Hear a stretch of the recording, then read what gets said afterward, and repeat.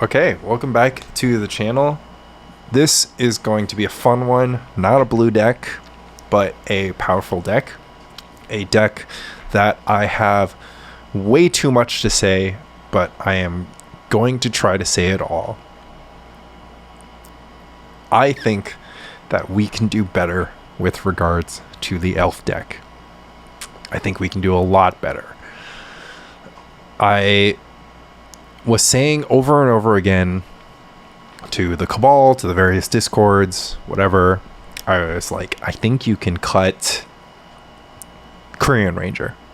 It's like every single elf deck ever just runs for Quirion Ranger, and it doesn't do anything besides make somewhere between no mana and tons of mana. But at the end of the day, it just makes mana. Priest of Titania just makes mana. You have the 8 elves.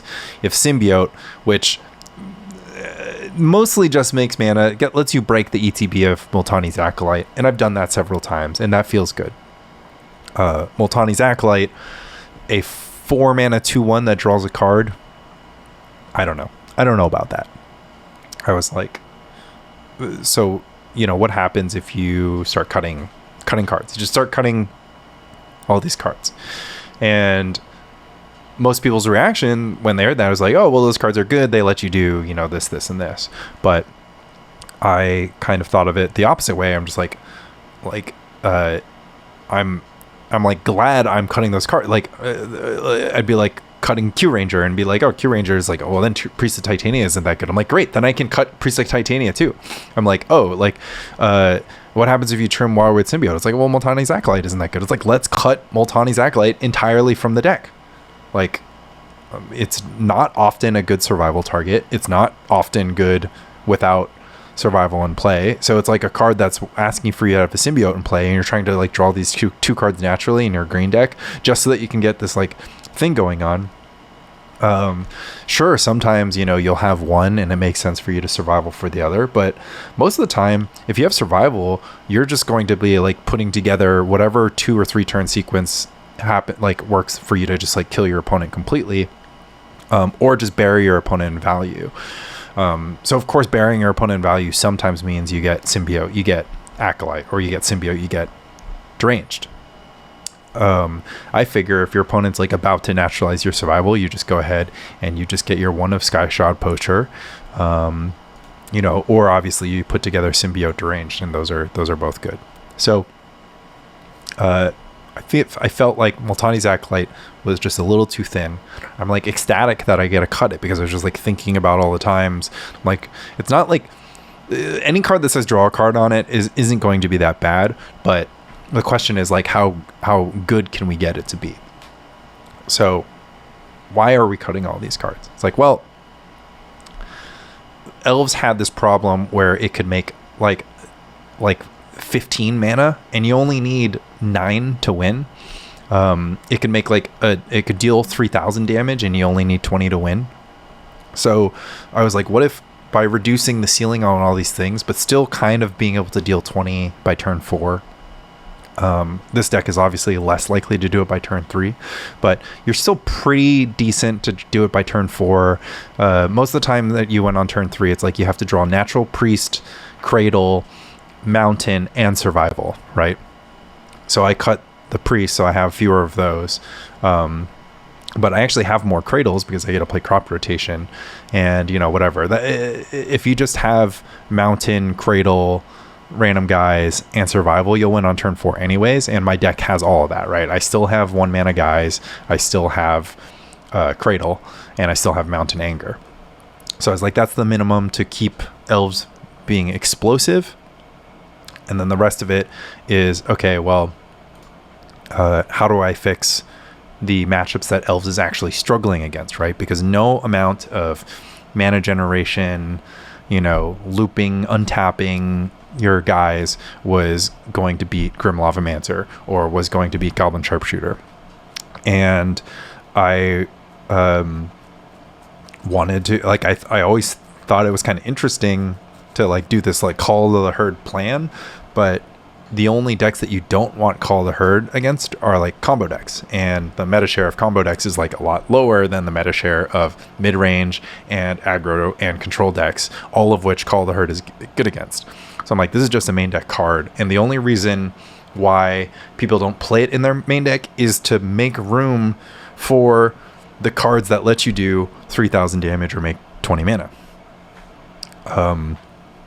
Similarly, Sylvan Library behaves in much the same way. Now, Sylvan Library is a little bit more of a hot take card in this deck because it kind of just doesn't look like it makes sense. But this deck plays 1,000 mana sources. It plays, I mean, I every time I go to count, I lose count. But we have 19 lands. We have 10 mana dorks. We have 2 untappers, which are whatever. We have two cost mana dorks, and we have crop rotation. Or 3 2-cost mana dorks. So I'm like, there's just a bunch of mana sources, and also these like idiotic survival bullets that we have to play, like Anchor and Squee. And I'm like, all of a sudden, Sylvan Library is going to be like putting in a lot of work, making sure that you draw good stuff and not bad stuff. And we have a non-zero amount of shuffle effects. We have these 4 Wooded Foothills, the Chartooth Cougar, crop rotation, and of course, survival of the fittest. But I'm just putting a W in every column where we draw survival, right? We have all the tools to win once we draw survival. So let's just have the tools to like find survival or win without survival. So I realize that Sylvan Library is basically just this like tempo card that to make sure that you are doing something meaningful every single turn. So yeah, Sylvan Library, sometimes you're going to pay life into it.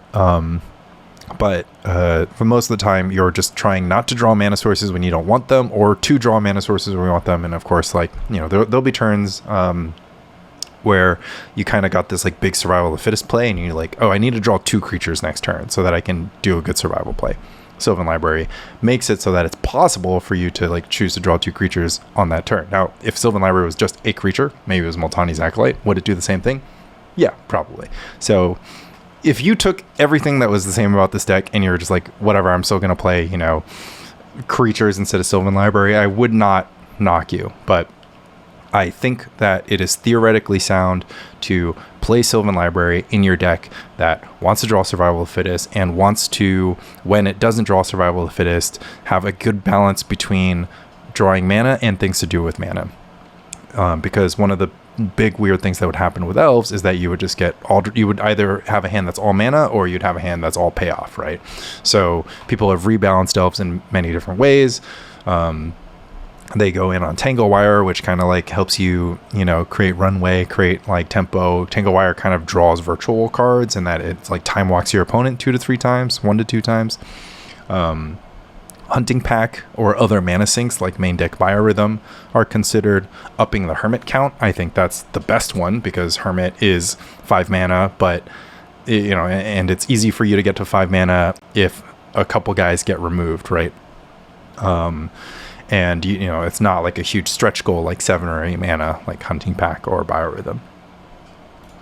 I have been loving Thornscape Battlemage. This deck randomly needs to deal with Withered Wretch and Meddling Mage and Goblin Piledriver, whatever. Like there are just some games where being able to snipe something is pretty good, and so hopefully this will help our Goblin matchup slightly.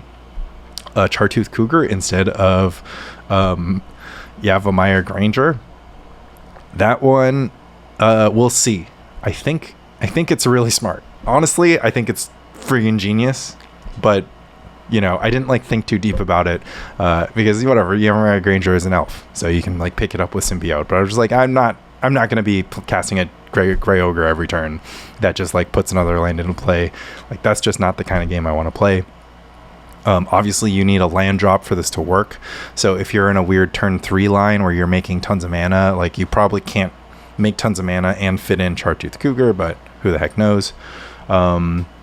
Skyshroud Poacher, I kind of went into this a little bit, but basically Skyshroud Poacher is maybe the dumbest card in this deck because it's super mana intensive, and Skyshroud Poacher loves Priest of Titania and Untappers, and I cut all the Priest of Titania and Untappers.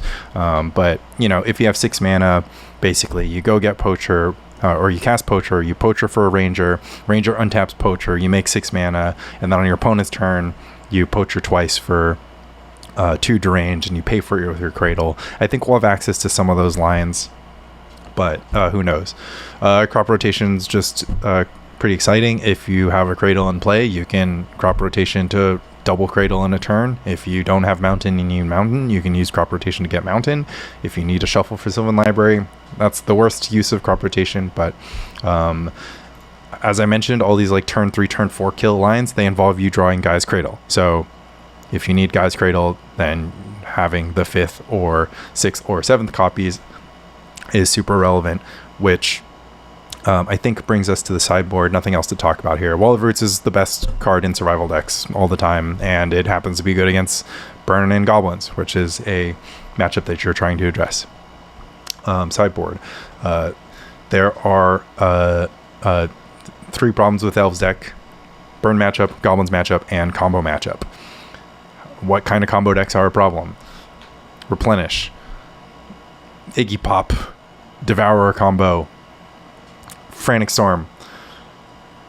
How do we beat those decks? It's like, well, you can't do graveyard removal because that doesn't, defeat a Devourer combo and Frantic Storm. You can't do, Armageddon because that doesn't really defeat Devourer combo. You can't do Tangle Wire because sometimes you draw Tangle Wire, but you don't draw enough gas to kill your opponent, or your opponent brings a little bit of interaction, or they have access to something like Frantic Search out of Replenish. So I don't like Tangle Wire. So at the end of the day, I'm like, Biorhythm kills all of these decks. It's like, okay, well, what do you need to do to win with Biorhythm? You need 8 mana, so you're going to board in 3 Biorhythm, you're going to board in 2 crop rotation, you're just trying to make 8 mana on turn 3 or 4. It's not always going to happen, but it is a pretty sound strategy, and, randomly you can board in less than 3 copies of Biorhythm against other decks. Now we're just addressing the problem of Goblins and Burn. Goblins and Burn are the most annoying 2 decks for your deck to be weak to, because the sideboard cards that beat Burn, like Circle of Protection Red, like Life Gain Engines, don't beat Goblins, which you need Guys and Sweepers and removal that's efficient, but you can't just go mono removal because they can outgrind you with Goblin Ringleader, and their stuff has haste, so they can get value before you get removal.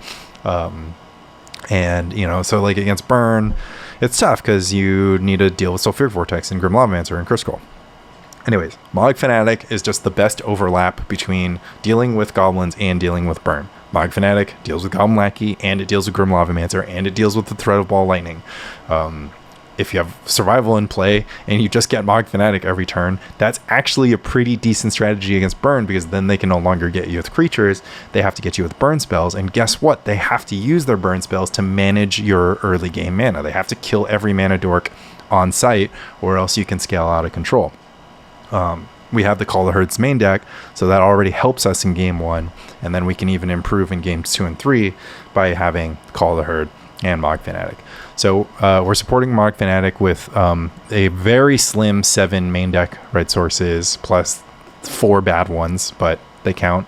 Plus, sometimes getting it later, but you can't really just play a bunch of Karplusan Forest in this deck, because I'm pretty sure it would be bad, because you're just spending green mana every single turn. So Karplusan Forest would just deal 6 damage to you on average, and that is going to make you lose a lot of matches, I promise you. So there's a Sylvan Library deck too. So it's think about every 4 times you tap Karplusan Forest, you discarded a card. That's really bad. It's a Forsaken City at that point. Naturalize is Naturalize. I will say I have played a few test matches with various configurations of this deck, and guess what? They cannot Engineered Plague naming Elephant, Squirrel, Human Rebel, Incarnation, I guess, and Bird. Bird actually was the big one. When they cast that Engineered Plague and you have 2 to 4 1/1 elves in play, which this deck used to be, because we had a bunch of Quirion Ranger and we had a bunch of Llanowar Elves, we still have a bunch of Llanowar Elves, but that was backbreaking. But I played games where I had Birds of Paradise in play. My opponent Cabal Therapy to Survival of the Fittest, but they saw that I had a Call the Herd coming, and I just don't have any elves. And they're it's just the Engineered Plague was just too slow for them, because I was okay, play play Call of Herd, flashback Call of Herd. They had nothing. They couldn't name anything, and this is extra important because we're trying to support Gaea's Cradle here, and Gaea's Cradle needs us to have creatures in play, and if all creatures are the same creature type, they get eaten up by Engineered Plague. Now, so I was just be able to beat these plagues sometimes without naturalizing them. On the other hand, there are other cards that people are playing, namely Perish and Pyroclasm, which I don't have direct answers to, besides, again, Call of the Herd being naturally resilient with 3 toughness, but not naturally resilient against Perish. Perish is much better against this deck than it is against maybe the other Elves decks. And I'm not going to play Call of the Call because enough people say that it's bad that for me to believe them. So, you know, we didn't shore up all the weaknesses. And you need Naturalize against Oath of Druids. I don't know what to tell you. If you just get Oath Pyroclasmed out of the universe, like, you know, what are you going to do? Like, sometimes your opponent just doesn't draw Oath in time, and you can just kill them. But I'm not going to play 4 Naturalize, 2 Tranquil Domain.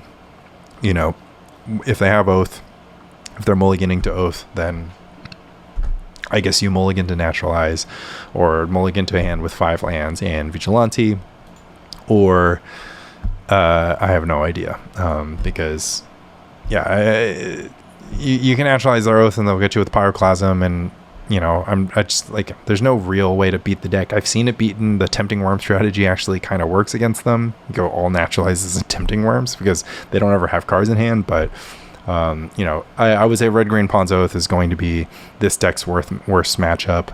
I mean, Replenishing is still going to be bad. Enchantress is typically a fine matchup because you just kill them on turn 4, but it's going to be an even better matchup when we have access to Biorhythm. And that is Elves in a 16-minute intro. So sorry for the long intro, but I started getting rips in with this deck, and I started immediately feeling like, you know, we can do better, and I started playing different versions of this configuration. You saw it in my last video. I elected to not go the White Splash. I think Sword Splashers is great. I think Sword Splashers is totally splashable, but I think we have our bases covered. We've got Sharpshooter, we've got extra Battlemage, we've got cards that are just bigger than the creatures that we're trying to remove, and of course we have just like put 10 Hermits onto the board. I got the one thing I forgot to address: no Kamal, no Force Mage. You know, if you have the mana to like pay 5 and get a creature, then just get a Deranged Hermit and put it into play. And you're like, oh, I already have Deranged Hermit. Look, guess what? Get a second one. Then you have 4 3/3 tokens. You know, 4 3/3 tokens is 12 damage. Sure, it's not 20, but your opponent's probably dead. They're probably dead. I think they're probably dead. It's just, and then in exchange you get a card that is just so much better to draw when you have nothing else going on, right? If you have 5 mana on play, you draw Kamal, that's no good. If you have 5 mana on play and a mix, I mean, obviously I cut all the elves, right? But if you have a mix of elves, birds, elephants, and whatever, tribal forest mages, isn't that going to be that exciting? I do like playing Morph Ball and Cup game, but not so much more than just jamming Deranged Hermit. And I play the main deck Genesis because sometimes you just discard something early to survival and you might need it later. This is like maybe the most thin card that's in the deck. Pretty unnecessary in most wins, but also like a super decent thing to get if your opponent disenchants your Survival of the Fittest. Still get crushed by Opal Wave, etc., etc. Just try to Biorhythm them before they get Opal Wave going. But, you know, that can be done. You can pull it off. Maybe this deck could play Pyroblast. Or you beat all the blue decks because Survival of the Fittest just beats blue decks, but Pyroblast is, would be fun and interesting. But then you'd have to play 4 Karplusan Forest, and I already talked about how you don't want to do that. So, yeah. Oh, yeah, and not having Sword Splashers makes you worse against Dreadnought. It should be mentioned that I don't think Elves is that good against Dreadnought, and it's certainly not that good against Dreadnought when you don't have Sword Splasher as main deck, but like, game 1, I'm just going to try to use Battlemage Tuco, then game 2, I'm just trying to use Battlemage Tuco, Naturalize, and Naturalize is just like, whatever.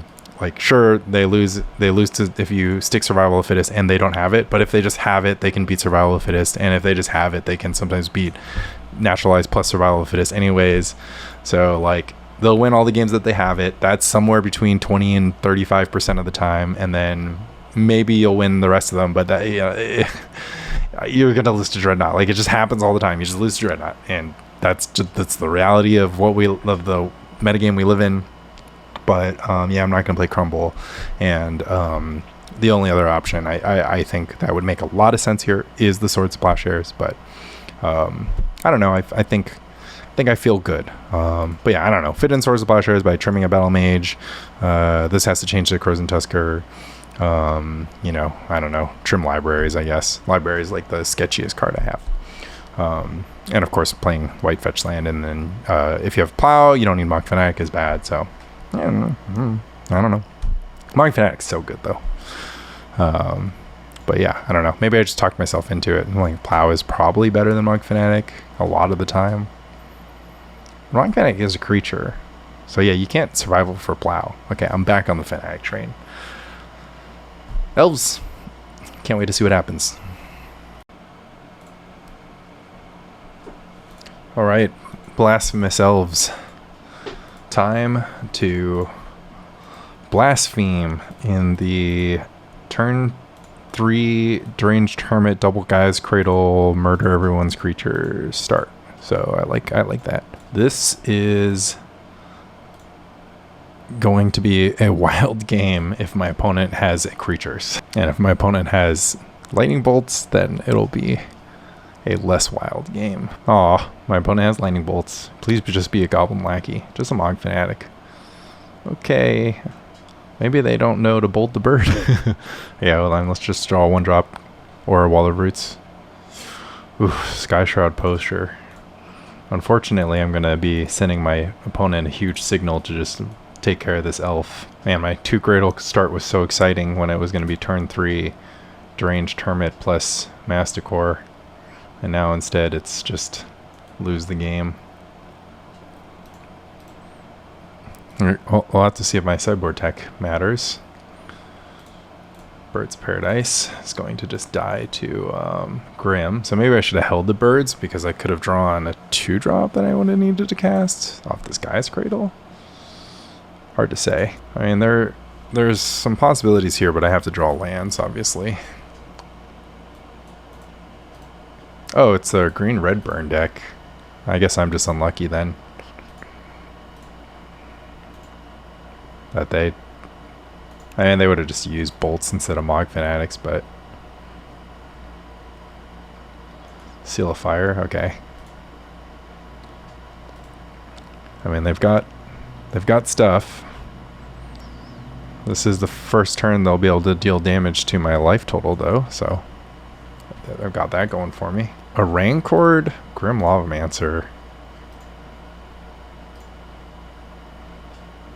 And another Seal of Fire. Yeah, that gets the job done. I'm going to be taking a lot of damage. I'll be taking 6 damage from attacks. And my next few elves are covered, so... There's a survival I can't cast. I think I'm pretty just dead. But we can keep playing. Opponent taking their time figuring out to tap green mana for their treetop village, and they're going to attack for 6, put me down to a virtual 7, and then I'm dead no matter what I draw. Okay, so the plan is to board in these, and a weird thing is that I don't know if my opponent has naturalized targets. So that's awkward.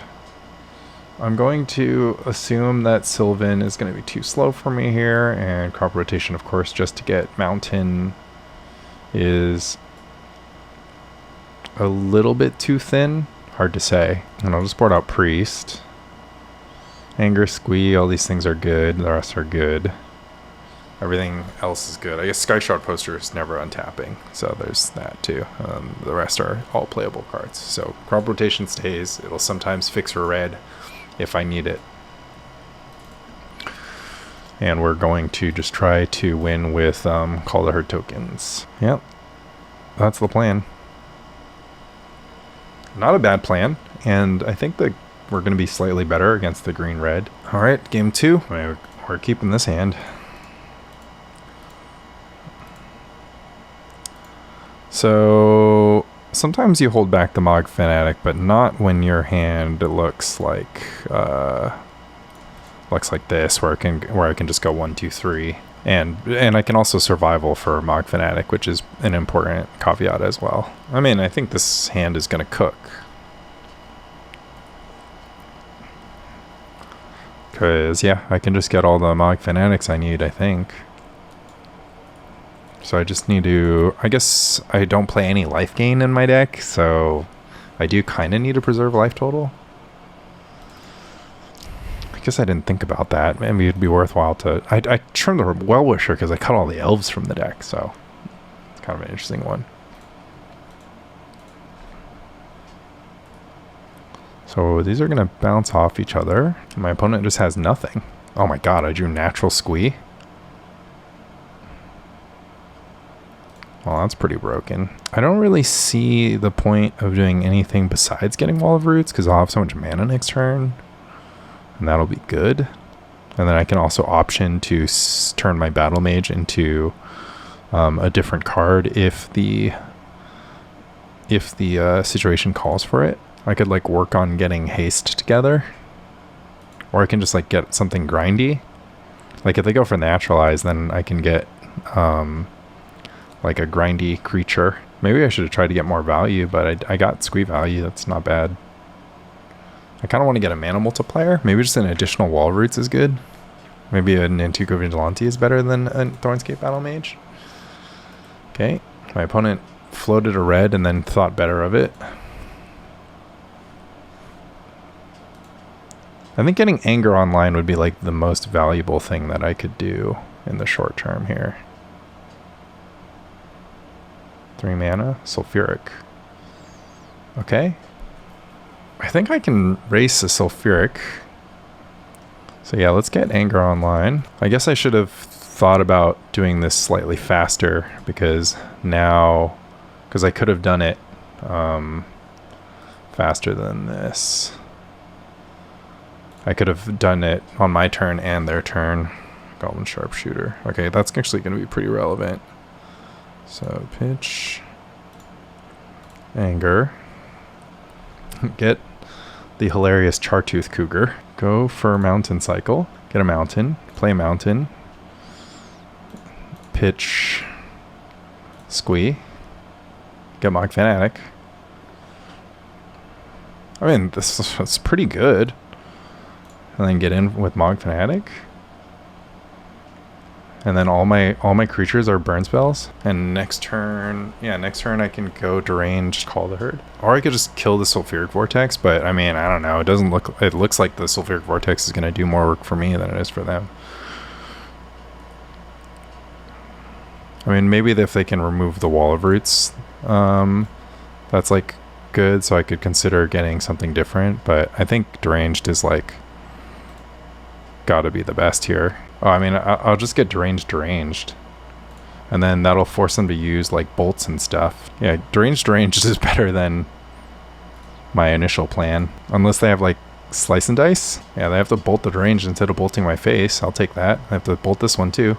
Fine by me. I still have all this mana. And I guess this is weak against... No, it's not weak against anything. They're dead to their own Vortex, unless they can deal 15 with 3 cards. GFG. Alright, Mogg Fanatic on turn 1. Just trades with Mogg Fanatic. Doesn't do anything else. But not bad. So they are a Sulfuric Vortex gamer, which makes me maybe want Naturalize over the random crop rotation. I think the red source is quite good. I also sort of can't believe I Chartooth Cougared for Anger. Okay, it's less likely that I get to 5 mana for this Vigilante is the thing. I don't know. It felt like I was going to win that game a lot of different ways. Using Naturalize to stop Sulfuric is not that good. I don't know how many copies they run. They should run 4 if they're, you know, smart.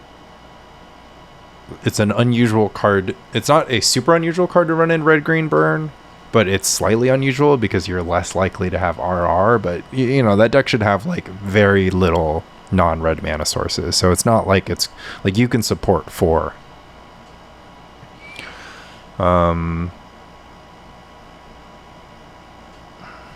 Maybe Deranged Hermit is too high on the curve for me to be running 3. I think that's actually a good point. Like, if I'm like, oh, I don't have 5 mana for Nantuko, I'm not going to have 5 mana for Deranged. And maybe Genesis is too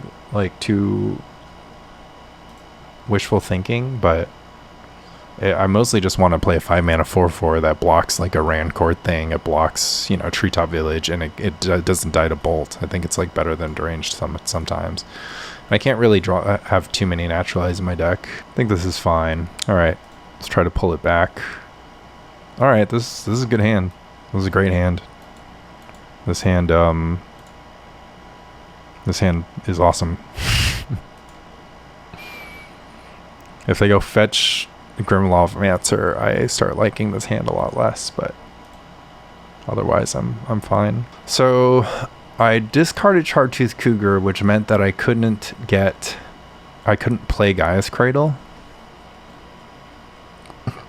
But I got the mana anyways. Played Gaea's Cradle next turn. I don't know. Don't be a Grim. Just a straight nothing, huh? Right. A little bit too many Wooded Foothills, but it's fine. We've got a Llanowar Elf. It's going to get bolted, I assume. Doesn't get bolted. First test has passed. Opponent. Okay, here's the question is, can we draw Gaea's Cradle or Crop Rotation here? Okay, they bolt it now. Guess they top deck the bolt. So we're going to have to depend on our pal, the Fyndhorn Elf, to get our Deranged Hermit into play. 3 mana. Call a Herd, their own Call a Herd. Okay. Interesting. So should I try to get a Symbiote into play? I guess I can go Symbiote Sharpshooter. It's not the craziest thing in the world, because I don't want to pay the Echo on the Hermit, and I want to just be able to protect the Hermit and win the game by playing Hermit over and over again. So let's go ahead and try that. Yeah, and we're not. I mean, I just don't think they're playing Earthquake. I mean, if they are, then they get the medal, I suppose. Should I just take this damage from Elephant Token if they attack? I think it's probably too relevant.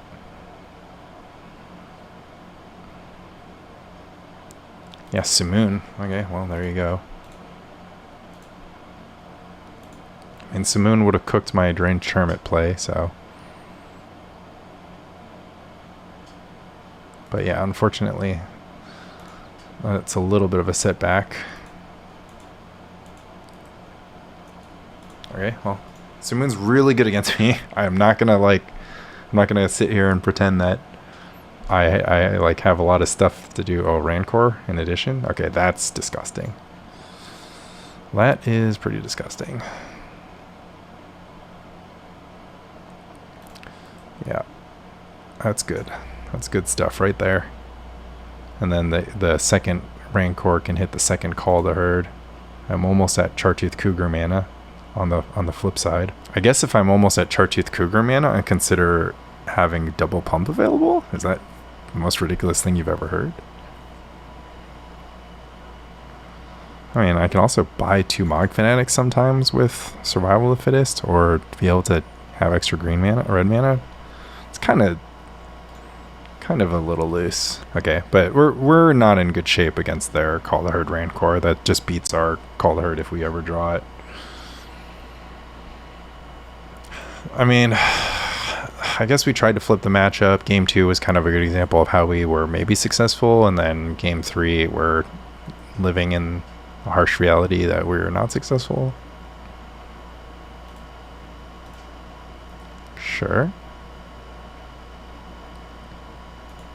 I guess if they don't hit their 4th land drop, we get some breathing room here. And our Chartooth Cougar gets to go to town. Oh my god, were we really supposed to fetch the mountain? Chartooth Cougar attack a bunch of times. Another Rancor? Okay, so I guess I have to remove this elephant, and it's going to cost me a squirrel token, unfortunately. But obviously, Simoon can cook my noodles. Okay, they've got nothing. Survival? Mogg Fanatic? Should I play things? Because I'm going to get Simooned? Well, I should play Fyndhorn, because if it survives, then I get to play Chartooth Cougar. Okay, so I should hold Mogg Fanatic, because if they play a Grim Lavamancer, I want them to not burn my Mogg Fanatic before playing the Grim Lavamancer that they can use to take over the game. This was going to be a Krosan Tusker, by the way. Okay, we're in a staring contest with the burn deck, but we only have 12 life, so we gotta do something. Gaia's Cradle is not a bad start. Could we have done anything different? I mean, I literally was just like, had this turn where I was gonna take over the game, and I was like, I can take over the game as long as they don't have sweepers, and then they had a sweeper. So I don't even think that was like that bad from my side. Simoon Bolt, Incinerate Face. Oh my god. They just have all 12. I mean, I would consider incinerating the Wall of Roots when I have the mana in play, but I guess they're already at the stage of the game where they're going to get it done with burn spells, because I have good battlefield. Oh, Quirion Dryad. That's an interesting one. Okay. Plus a green spell, plus Rancor. I mean, I'm pretty happy about that 1 damage I just dealt. Something good. Naturalize. That's going to be relevant in combat against a Rancor token. I no longer have a creature in case I draw survival is the only downside, but that's okay, I guess.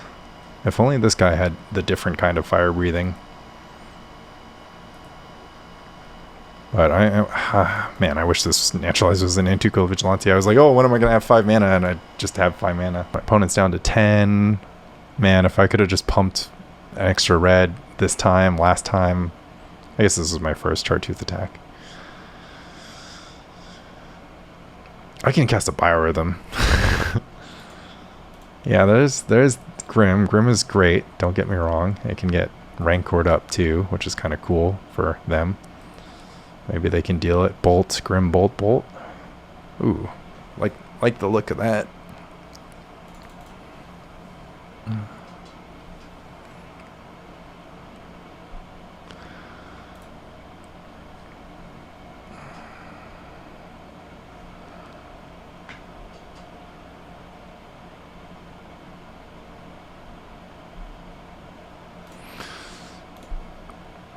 Okay.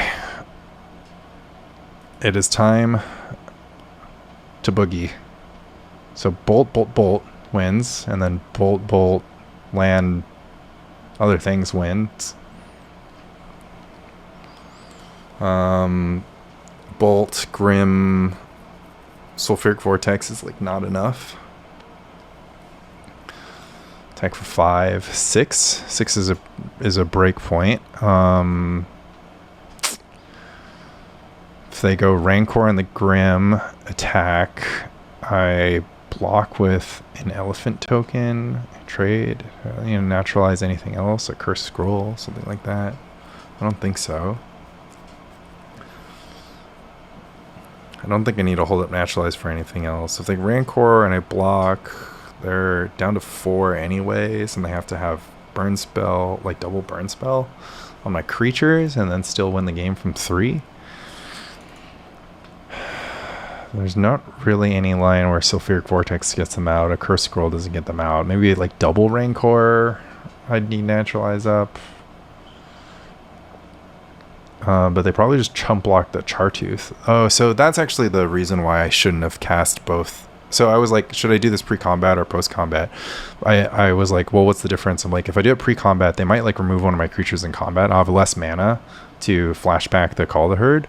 But the problem is I needed them to not realize that they were going to die next turn. So now they can play perfectly around my Call the Herd because they're like, okay, I actually have to chump block this and then like incinerate the Chartooth Cougar and then find enough burn spells or something like that. But I guess at least this line, they might... Well, they would never go for Sulfuric Vortex because it would kill them. Okay, so I just completely blundered that. I needed them to keep the Grim Lavamancer like alive because they think it matters. So now they can play quite well. But I don't know. I think I just saved myself 5 life, and now like it's almost impossible for them to kill me 3 cards unless it's triple bolt again, bolt, incinerate. But I have no outs to kill them like this turn immediately. There's another Grim, so that's fine. They can Rancor it. Okay, so now I can get frisky with my Naturalize, which is pretty exciting. Yeah. Okay, it's pretty good value. Also, I should have remembered that they had the Rancor in hand, so I was like, oh, I'm trying to play around bolt here, except for they just like don't have anything. So they take 4, and then next turn they're nearly locked out unless their card in hand must cost a lot of mana, or it could just be a Sulfuric Vortex. But wow, we did it. I think we did it. I think we did it. Because they have 2 unknowns, like Rishon and Port, so they just go flashback, Call the Herd, die. Maybe one of their cards is Fire Blast. So flashback, Call the Herd, and die is going to be their game plan. I guess I could have held back this Wall of Roots because I could draw Survival of the Fittest and then win the game. Good old Fyndhorn Elves getting in for like 4 damage that game. It's tough work, but somebody's got to do it. Okay, round 2 against Hippies. I battled them last league, I think, but I don't remember what they were playing. And I'm just going to assume that they're playing Hippies. And we have a little turn 2 Call Herd, which is the dream. I got my Call Herd. I guess the one downside is that if this was like another card that wasn't a creature, I would have got them. Okay, but instead, they're going to have to contend, in the absence of removal, they're going to have to contend with turn 3 Deranged Hermit with the Symbiote Balance. So that's going to be tough for them. Oh, blue-black. Okay, if they just... Well, no, if they play Dreadnought, I mean, that's fine. I guess I'll just do it the boring way, which is pay for Echo. Blue-black, Duress, Smother. Ooh, Thornscape Battlemage that I can pay both kickers on.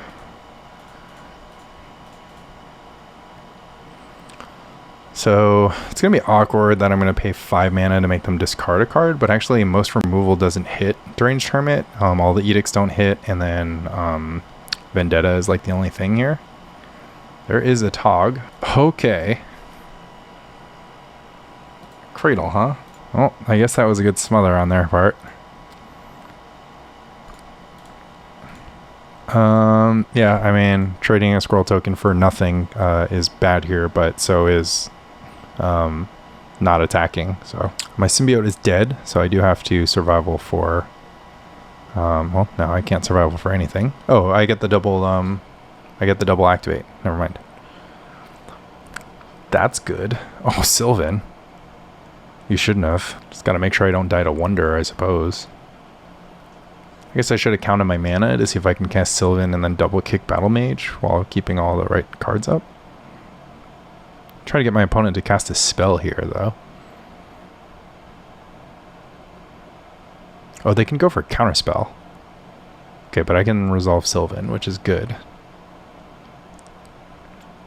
I always forget about counterspells. Oh, they're gonna discard a card, huh? Okay, that's an annul. Nice. Glad to see it. Go for the exile, sure. Okay, so I'm going to pivot to getting Sylvan countered, and then going for the Battlemage, because I think that's probably, because they'll have to pitch 1, 2, because they'll have to, yeah. We're gonna resolve Battlemage between these two cards. I guess they can draw a card.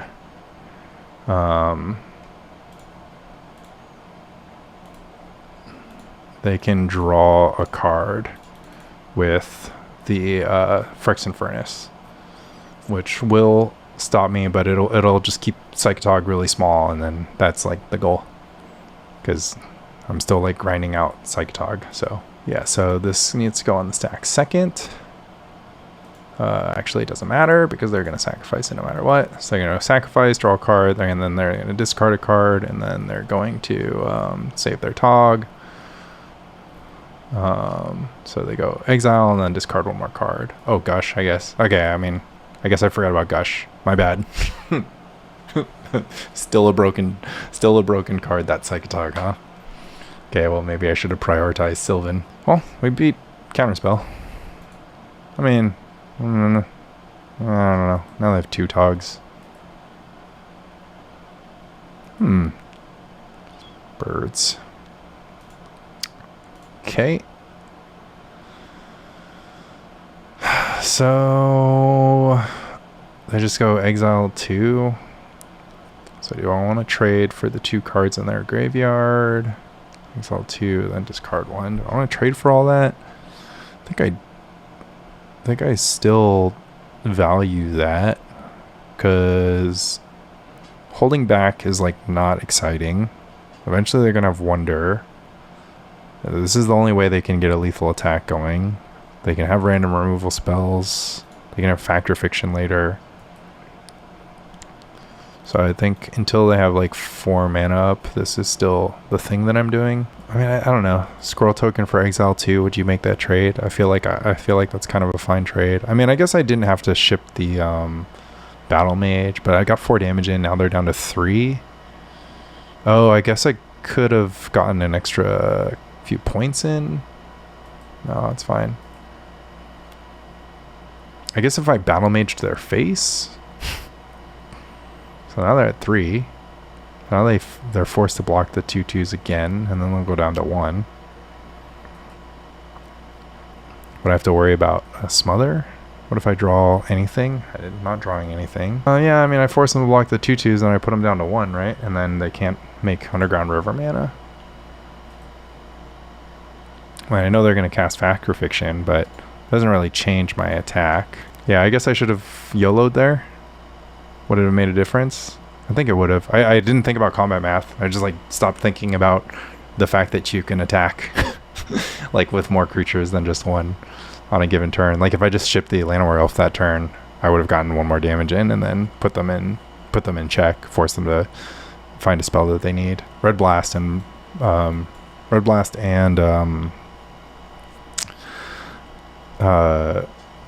what's it called? Oh, is this another Gush? I think that's pretty good for me. Red Blast and the other card, Sword Splashers, would have been the tech here. Okay, it's gonna cost them if they want to make blue, and it's gonna be a while before they can deal 19. Not too long, because obviously Gush Factor Fiction is broken. Wish this was a Llanowar Elf here, but I'm playing 7 of 8, so maybe this is the 8th. Okay, now they have Counterspell mana up.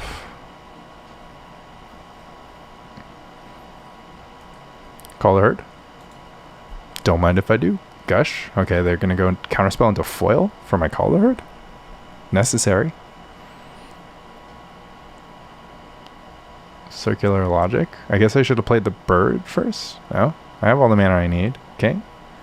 They madness in the Circular Logic. How about I just pass priority? Okay, now they're just pitching to make sure that the Circ is a hard counter, but then I'm going to pass priority. and then play the second one on my main phase after they've lost all their blue mana. So I think that's pretty good. I will also be able to defeat a 4-spike. Shout out Sumera. Okay. I have 5 cards in graveyard. So can I pay and then also recast? 1, 2, 3, 4, 5. And I might as well just resolve the second one, but then they can just smother. So I should probably resolve this one anyways and force them to expend the second circular logic, because if I like draw survival next turn, I can still use Call the Herd as bait, and not taking this card means I'm not going to force them to discard the smother. So, okay, I just have it. Okay, I guess that's the best possible outcome. Third Psychotog, that's how you deal. Alright, so let's just go ahead and get another Call the Herd. Heck yeah. 1, 2, 3, colored. And 5, 8. Call the Herd, and then the next Call the Herd I get a cast around Daze as well. And Call the Herd. Just needed a top deck of Perish now. I think that's like a little bit of a tell of the kind of cards that they might have in their sideboard, question mark. Okay, this card doesn't do anything. This card doesn't do a lot of things. Not really in the business of crop rotating. Not really. How much am I in the business of Q Rangering? Probably not. Oh, what am I bringing in? Nothing? A mountain? Interesting. I mean, mountain's important. It's better than Q Ranger, because I mean Q Ranger has power, but I think if I'm gonna get like Perish Engineered Plagued, and they showed the Phyrexian Furnace, so bringing in Naturalize is actually not that bad of exposure. I wanted the second Vigilante for sure. Anyway, Masticore's funny because I can just like pester a Psychotog. I want to play Biorhythm though. I guess I don't want to play Biorhythm that bad. It's really hard to reduce my exposure to Perish. Whatever. I guess this Anger's not exciting, but the rest of it's fine. Still a turn 3 Hermit. Phyrexian, okay. Oh, nice. Okay, so we do want to have access to white mana, but if we're gonna get this Llanowar Elves smothered, then we want to resolve? No, there's no way they counter a bird. It's just a bird. That's fine. Okay, I have a counter spell up. Oh, okay, well we can play the Llanowar Elf now. And then just go for double survival next turn. If they go Perish Daze, then they got us. And if they have double annul next turn, then they got us. Oh, I mean, I guess I could just go Jam Jam. Jam Jam seems bad. Yep. Oh, there's an eggplant farm in the fridge. Thanks. Okay, what happened? My opponent did nothing. Okay, I guess I have to play around a null counterspell. I'll play around Perish and null counterspell. I also get cooked by Force Spike, but they would never play Force Spike against my all mana deck. How patient do we want to be? I mean, we have plenty of stuff to do, but they're all really bad against Perish. I mean, I guess like double survival means they have to fetch for blue if they want to go a null counterspell, and then they just like don't have black mana. Maybe that was their only black mana source. Is that like a smart thing to think? I think let's just Thornscape this Phyrexian Furnace. No. I'm gonna put them off Perish. No, survival, only survival. They have 5 cards in hand. They've cast an Opt. They went Opt bottom. They don't love their cards, but they could have just been to hit land drops. I think we just jam. because we could follow up with Deranged Hermit, which, I don't know, could be good. So I go for Counterspell. So, I mean, I feel like they would use a Null first if they had it, right? Okay. We did it. We put Survival of the Fittest on the battlefield. Normally that means we win, but we'll see. Perish is... We have to, like, play around Perish for the rest of the game. Gush? Whoa. Gush, Chain of Vapor? Gush, Boomerang, a Null? That's not a good Gush, right? I mean, they just have to draw Perish? Is that what they're doing? Yeah. They're like, okay, this is the plan. No, it's just Tog. Okay, Mountain is the draw. Yeah, I mean, I think we're just double kicking Thornscape. I don't think I'm gonna... Oh no, I should definitely pitch the Anger for Squee. Should I double kick the Thornscape? It just exiles 2 cards. It's not that good. I mean, this gets circular logicked, but whatever, I guess.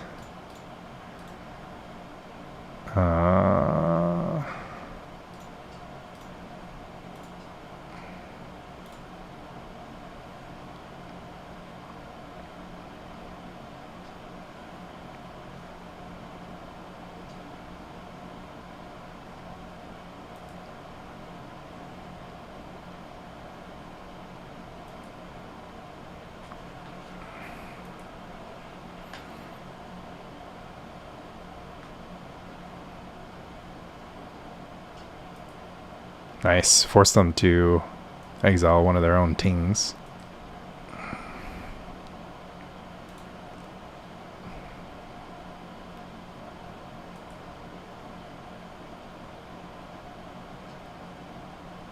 One, 2, 3, 4, 5, 6, 7, 8, 9, 10. 10 pumps. I'll take the 1. Yeah, because I don't want to do anything else. So we boarded out the Priest. No, we didn't board out the Priest. Okay, well, let's go get Priest. There's a random Nantuko Vigilante, which is going to be enjoying a little vacation. In that it's not getting cast. Guess they're thinking about countering this. I would consider it as well. They do not. Oh, I miscounted my mana here. I thought I had 1 fewer mana than I did. Should I not be getting fancy here? My thought was that I'm just going to have infinite chump blocks with Thornscape Battlemage and this card and whatever, but I don't need to do that. I can just not worry about what's happening. Like right now, I can just play Calderd. I guess I want Quirion Ranger in my deck instead of in my sideboard in case I get Priest into play. It's like I just never thought that I would be able to do this. Should I be scared? Factor Fiction, does it kill me? I have 1 mana up. Sorry, Factor Fiction. I mean, Factor Fiction could just kill me with Wonder. I mean, does 2 damage matter? Does Battlemage not in the battlefield matter? I guess let's try not to lose to Psychic Talk for no reason. But Perish matters? I guess I haven't been playing around Perish at all. Okay, well, whatever. I also just draw both mountains naturally. That's weird. Okay, so we're just racing Perish, right? Oops. Oh man, they get both my Anger and my Squee. Tog is on blocking duty, huh? I guess I'll just get Genesis. Oh, that's why we do it. Get Genesis, then we pitch Genesis, and we get a Poacher, I guess. I was thinking, I mean, Deranged probably puts on a little bit more pressure. No, we want to get Poacher because it'll put Poacher into my graveyard if they have Perish, and then I'll just whatever. I think I'd just lose if they have Perish, but trade Elephant Token for 2 life. Let's see, what do they got? 9. It's like 5 plus 5. 5 plus 9 damage is 14. I guess I'll just gain the random life. Trying not to get perished anyways. Trying to get damage in. Guess I'm losing an elf this way. Yeah, they're gonna try to trade their graveyard resource for life. And I think we're just like both pretty happy about this. Like I want to be less scared of Psych Dog lethals. Perish. No. Just another Tog. Okay. Do you think they're slow rolling the Perish? Okay, let's just put a Call of the Claw on my deck. I'm over this. It's a lot worse to have Call of the Claw on your deck if you don't have untappers. This is a pretty free attack here, I think. No attack. Man, I should just put a second Anger in my deck. Take a Symbiote. Yes. A Forest. Playing Symbiote. GG's. Okay, yeah. Too good. Well, maybe I was playing around a Perish that was never going to happen. Who knows? But I don't know. I needed to draw a Cradle like game, I guess. Would have made things simpler. Poacher was good there. Poacher was just confirming that was going to make it for sure that I was going to like lethal them. I'm pretty sure. So, yeah, good showing from tech cards. Not usually a matchup I'm too worried about though. I think Elves is already ahead of Psychic Talk, so we'll take it either way. Okay, we are on the play in our third round. Oh, we got a mulligan, 6 mana sources and a Squee, huh? This time we are in a better spot. Huh.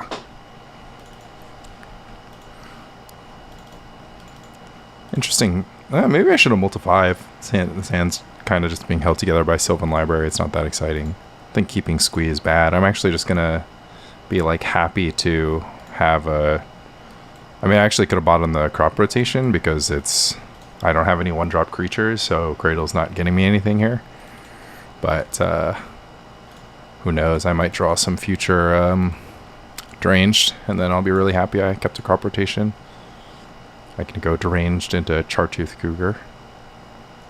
Opponent also with the basic forest.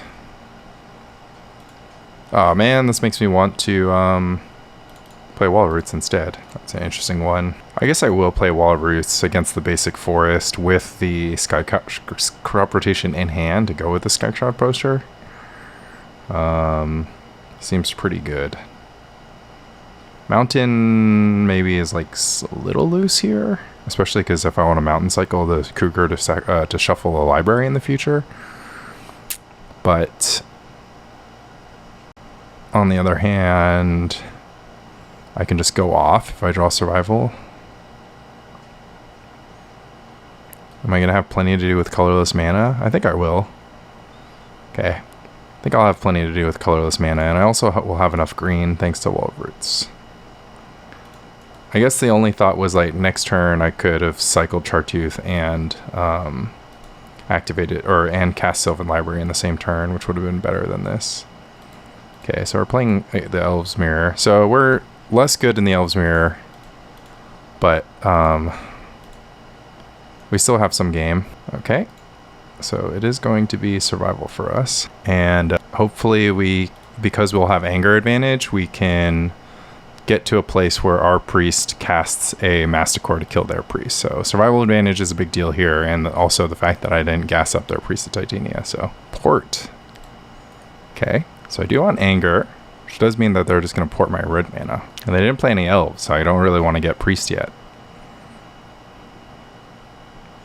I'm gonna assume no main deck scaries. Port the mountain. Okay. Pick up Squee. Draw another survival. So pitch anger. And I'm gonna get a Birds of Paradise, which I'll then cast.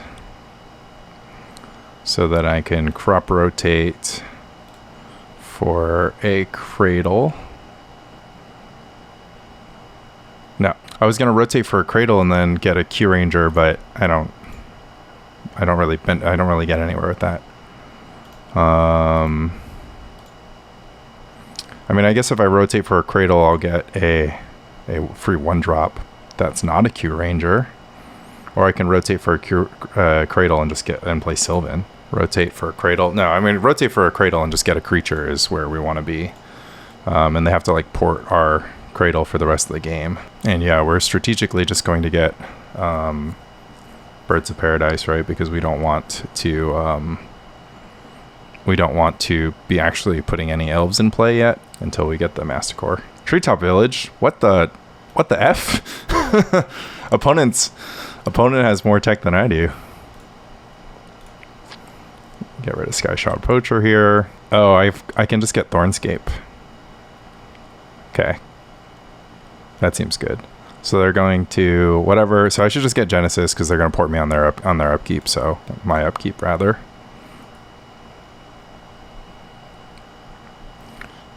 Pick up Squee. Pitch Genesis. Get Priest. Pitch Squee. Get probably something that I want to thin. I guess I'll just thin a Llanowar and get a Thornscape. Okay. Green, red Priest. Priest tap for 2. Red and a green. Thornscape with kicker. And then I can finally end this game. So it took a while, but we got there. They're going to they're going to plow under me. Okay. That's fine, I guess.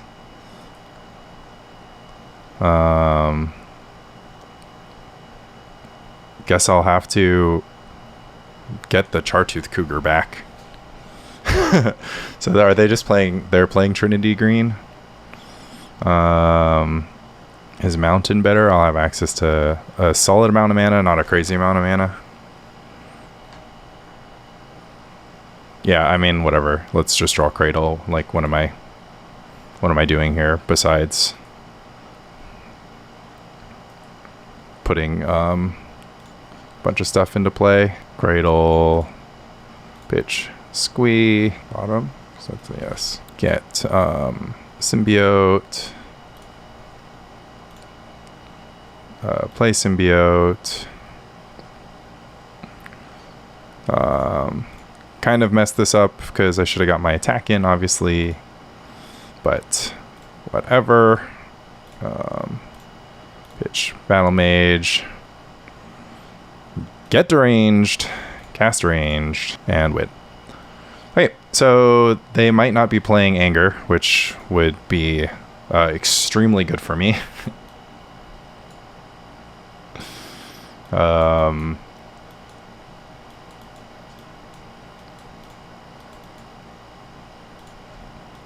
Hard to say what I should do here.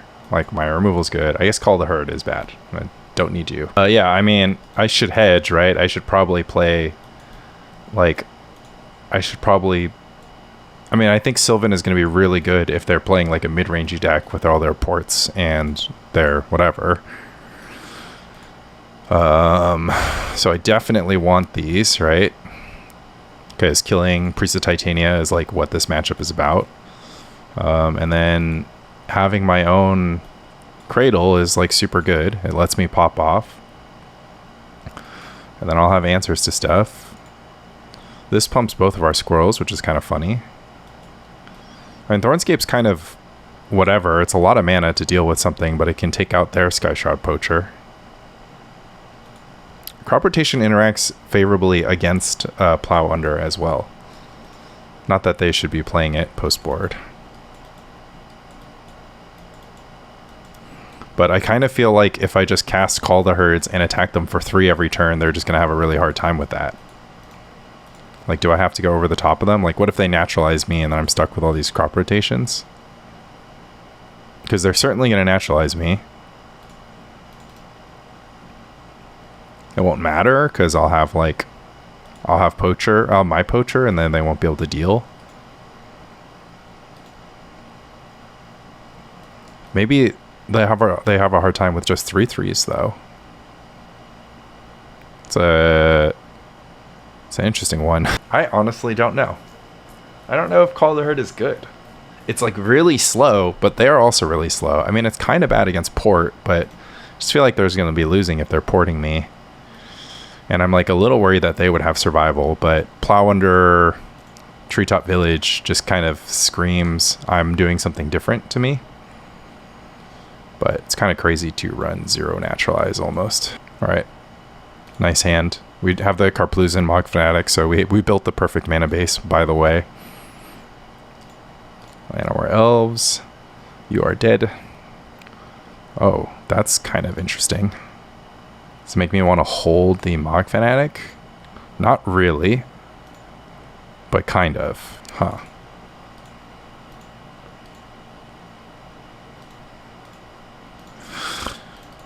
Interesting.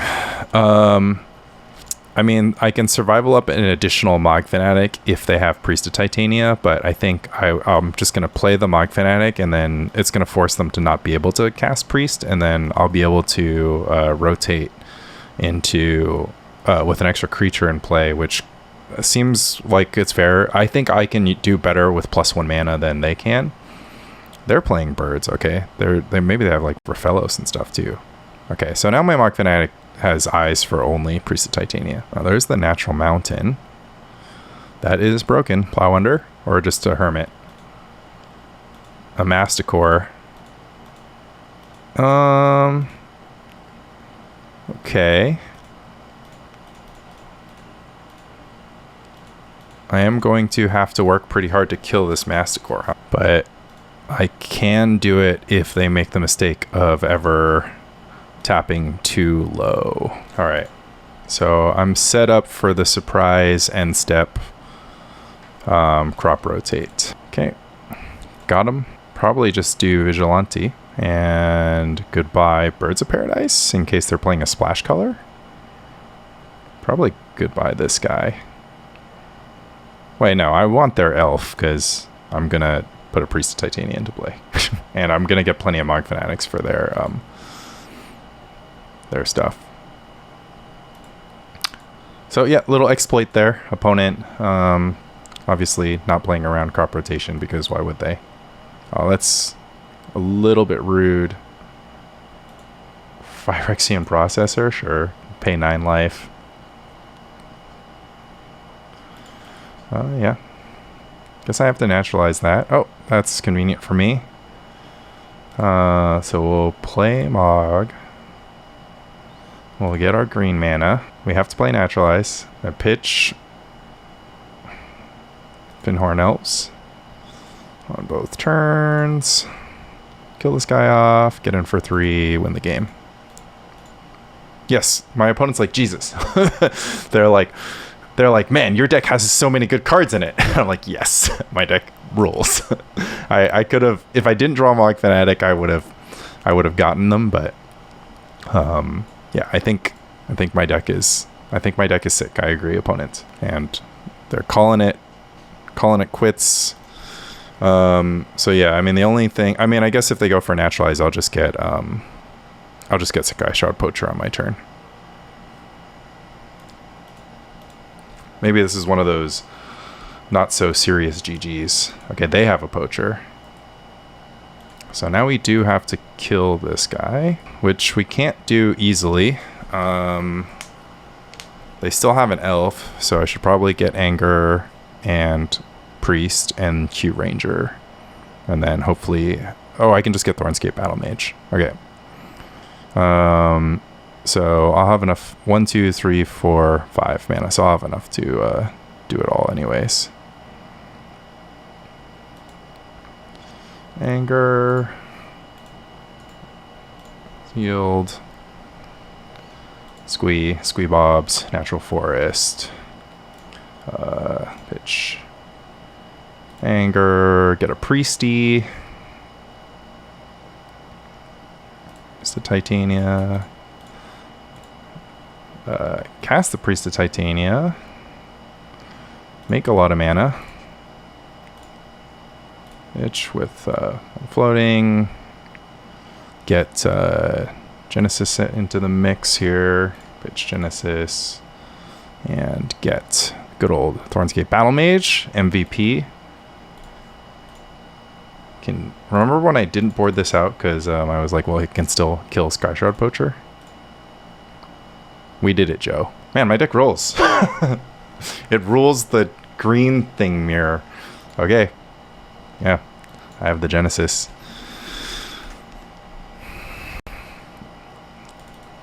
Nice. Mogg Fanatic. I'm so tickled. Yeah, good matchup. I have better tools than they do, but I guess my cards lined up really well where I could like get the Masticore by surprise, get like just do a bunch of stuff by surprise, and I think they obviously I drew well, but I think I was probably going to win. It's interesting to think about. Phyrexian Processor was cool though. There are, I mean, I guess if I couldn't play it with my survival deck because people would just bring in their naturalizes. So yeah, good things went my way. I drew Mogg, I drew Vigilante, I drew survival obviously, and they didn't have their naturalize until way late, and then, you know, so maybe it would have been closer. All right, round 4 versus the Romario Vidal. I am winning every die roll. That is pretty good for me. Oh, man. Rare mulligan. I mean, not rare. I just mulligan last time, but what this hand could have been with a Mana Dork. Maybe it would have been nothing.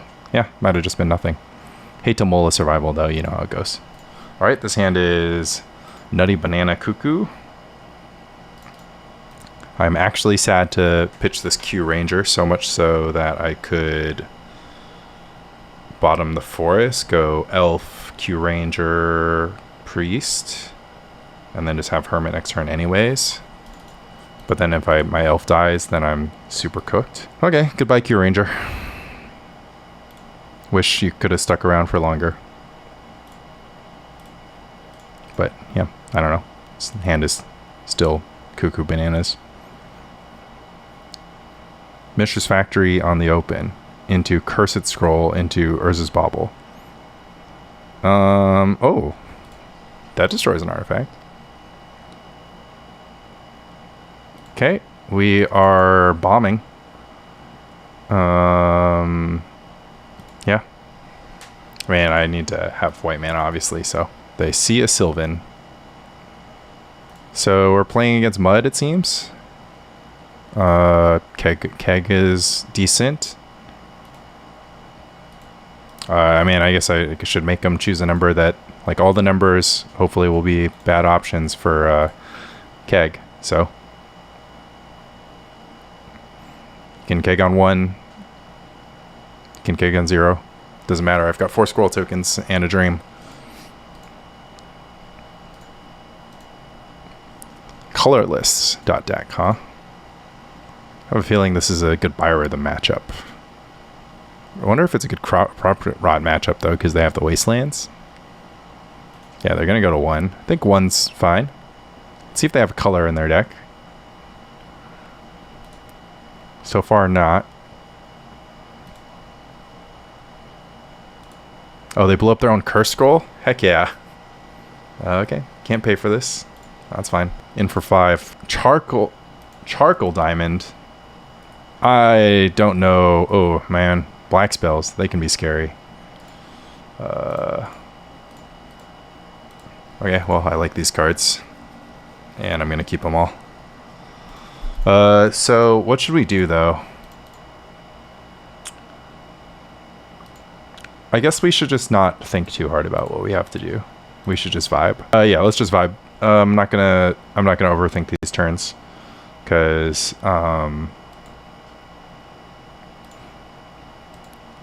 I'm just going to be able to do, like, a lot of good stuff. And that should be, like, good stuff should just be good enough. So get Quirion Ranger. Quirion Ranger gives me, like, a lot of mana. Okay, so now we have like a lot of mana. Let's just go ahead and keep looping. Or should we stop here? So stopping here is interesting. I mean, let's definitely get Squee, right? Monty. Get Squee. Bitch. Squee. Get Anger. Pitch. Anger. Get Symbiote. Play Symbiote. And now we can protect. I guess whatever. Vibing is fine. Like I think that there was kind of a cool. There's definitely something nasty that I could have done, but I don't quite remember. Or I can't quite figure out what it is. But let's go ahead and just pass. We'll have 2 untaps and the ability to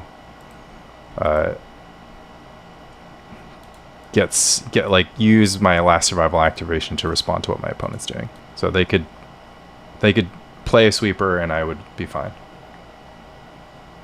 But yeah, Black Prison. I mean, they're gonna have some cards that are scary for me, and I won't know exactly how to deal with it. But I also trust that my Naturalizes and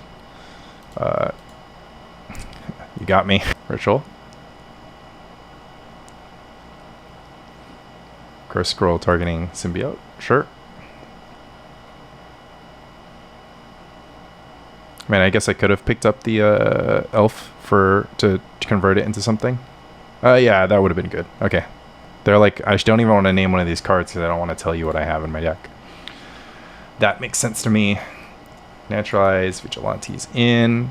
Oh, Biorhythm's in. Yeah, I don't need crop rotation that bad. I think this is like a grindy matchup. So I'll instead like just kill him the old-fashioned way. I have to imagine this is like not an anger matchup actually. So I think Masticore is maybe like the biggest question mark here. In many cases, it's just gonna be a 4/4. I don't know if that's good. That was a decent Sylvan Library there. I think that Sylvan Library really made for a great turn, but can't be sure. These Karplusans dying to Wasteland is a problem, I do have to say. Not a fan of that. I guess Priest of Titania isn't that exciting if I don't have haste. But there's no point in playing Biorhythm if I'm not going to like have some way to cast it. I mean, I guess Cradle cast Biorhythm. Okay, let's not have Biorhythm. We're not going to make 8 mana. Or either that or we'll win the game because we did. All right, let's keep the Quirion Ranger in though because if I get Wastelanded, if I get mana suppressed, and then also I still have Skyshroud Poacher in my deck, so I do want to target for Poacher. So in that case, let's just trim. Let's trim the Masticore. The Masticore is kind of ridiculous. Yep. Natural Cradle, Rock Your World. I'll take it. Don't dress me, bro. That's fine. It's fine. I have to imagine Romario's rocking the Urza's Bobble Cabal Therapy technology. One of my favorite things to do. I've never actually done it. I think I've drawn a lot of decks that do it, but I don't think... I mean, I think I've played exactly one deck that had Bobble Therapy. Heck yeah. Play an elf. I don't even want to expose the Cradle necessarily, but I think it's fine. So should I get Poacher? I haven't thought this far. Another Spirit? Okay, so is this a Contamination deck then? Wait, am I just playing against Contamination this whole time? Oh, that's a lot more interesting. Huh.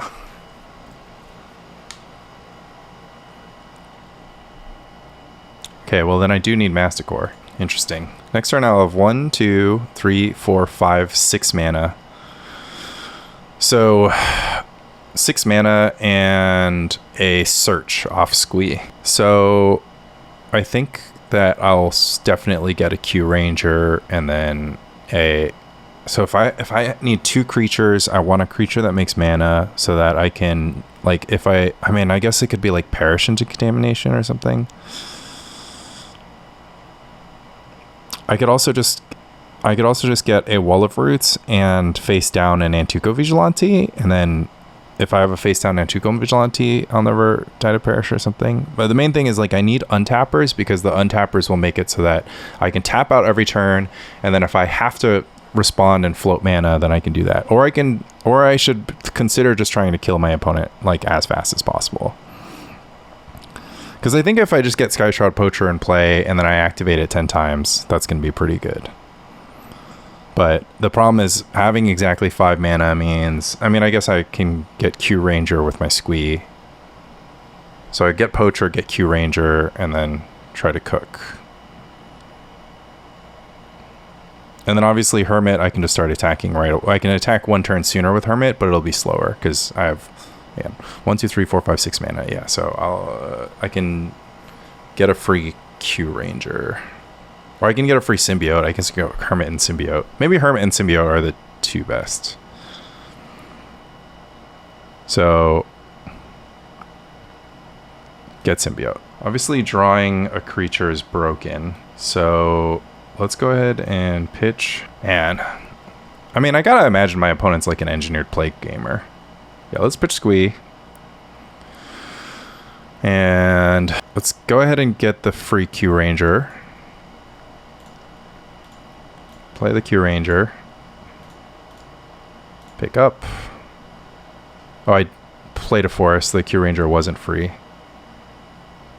So Symbiote with 1 floating, it'll be 4, 5, 6. So Symbiote. Pitch. Elf. Get... Deranged. Cast Range. And then go ahead and Symbiote right away. Just in case.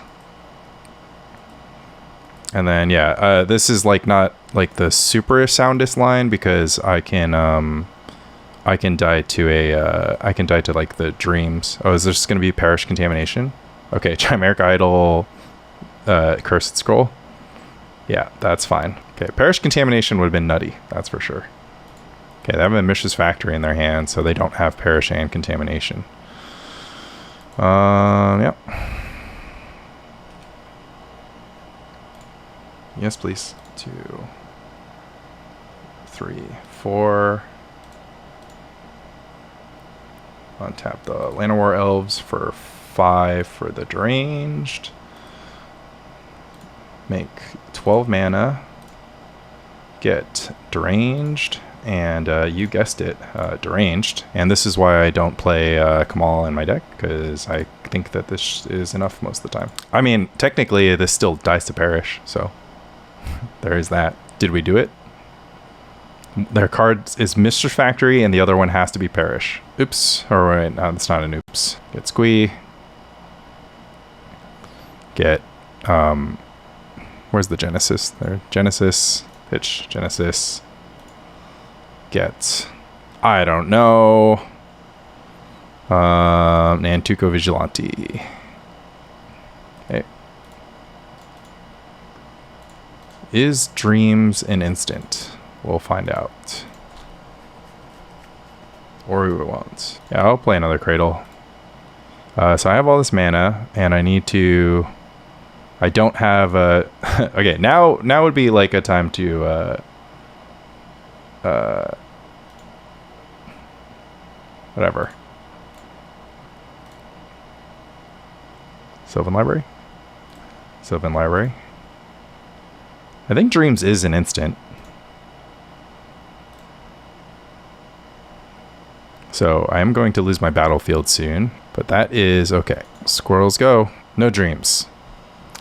What's that card called? Scryfall. What is this? Is Sickening Dreams? Nostalgic Dreams, Nefarious Dreams, Sickening. Sickening. Yeah, it is Sickening. It is a sorcery. Okay. I mean, I guess if I attacked with the Hermits, I would have died to a Rain of Blades. Alright, so we defeated Romario. And we're just kind of cruising along.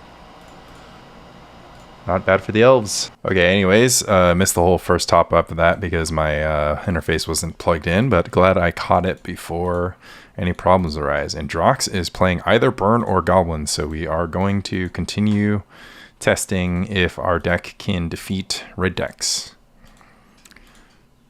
Oh, Port. Well, glad I played the Wooded, and that also means I'm up against Goblins.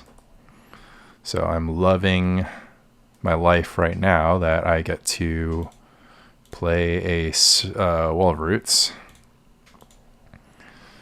and then find a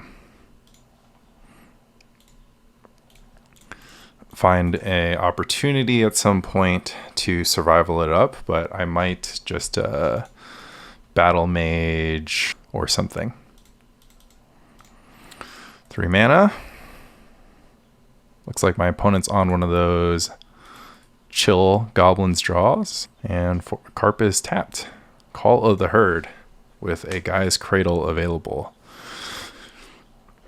Or I can get Squee going, but it seems that Call of the Herd is a lot better, right? Because I have a Cradle and I am going to like force them to be spending 2 mana every turn tapping. And it'll keep my blocker situation good, and it'll be a really good play. I mean, it's not like a great play against the incoming Ringleader. I mean, playing a creature with Cradle this turn is definitely good with Ringleader incoming, though. Because then I'll get Hermit, and I just need to get into Masticore life. So Hermit, Cradle. So I'm just gonna wait to survival until after I have like a bunch of creatures in play with this active Cradle, so then I can Masticore and put this game away. So yeah, I think let's do that. So survival is like technically more mana efficient, but this is more battlefield efficient, which against goblins, I think getting ahead on battlefield is going to mean that later turns when I cast survival, I can like that amount of time I spend mana like behind on battlefield, I'm like less in trouble. So this is a pretty nasty one because they have the War Chief, but they don't have any red sources. So, and I've got the Cradle active now, so I'm pretty hype here. And no attack. Okay, so I'm gonna take this over. I think I got this, right? I mean, the other thing is I can go Thornscape Kick, which is also quite good. The Mogg Fanatic is preventing me from mana dorking it here.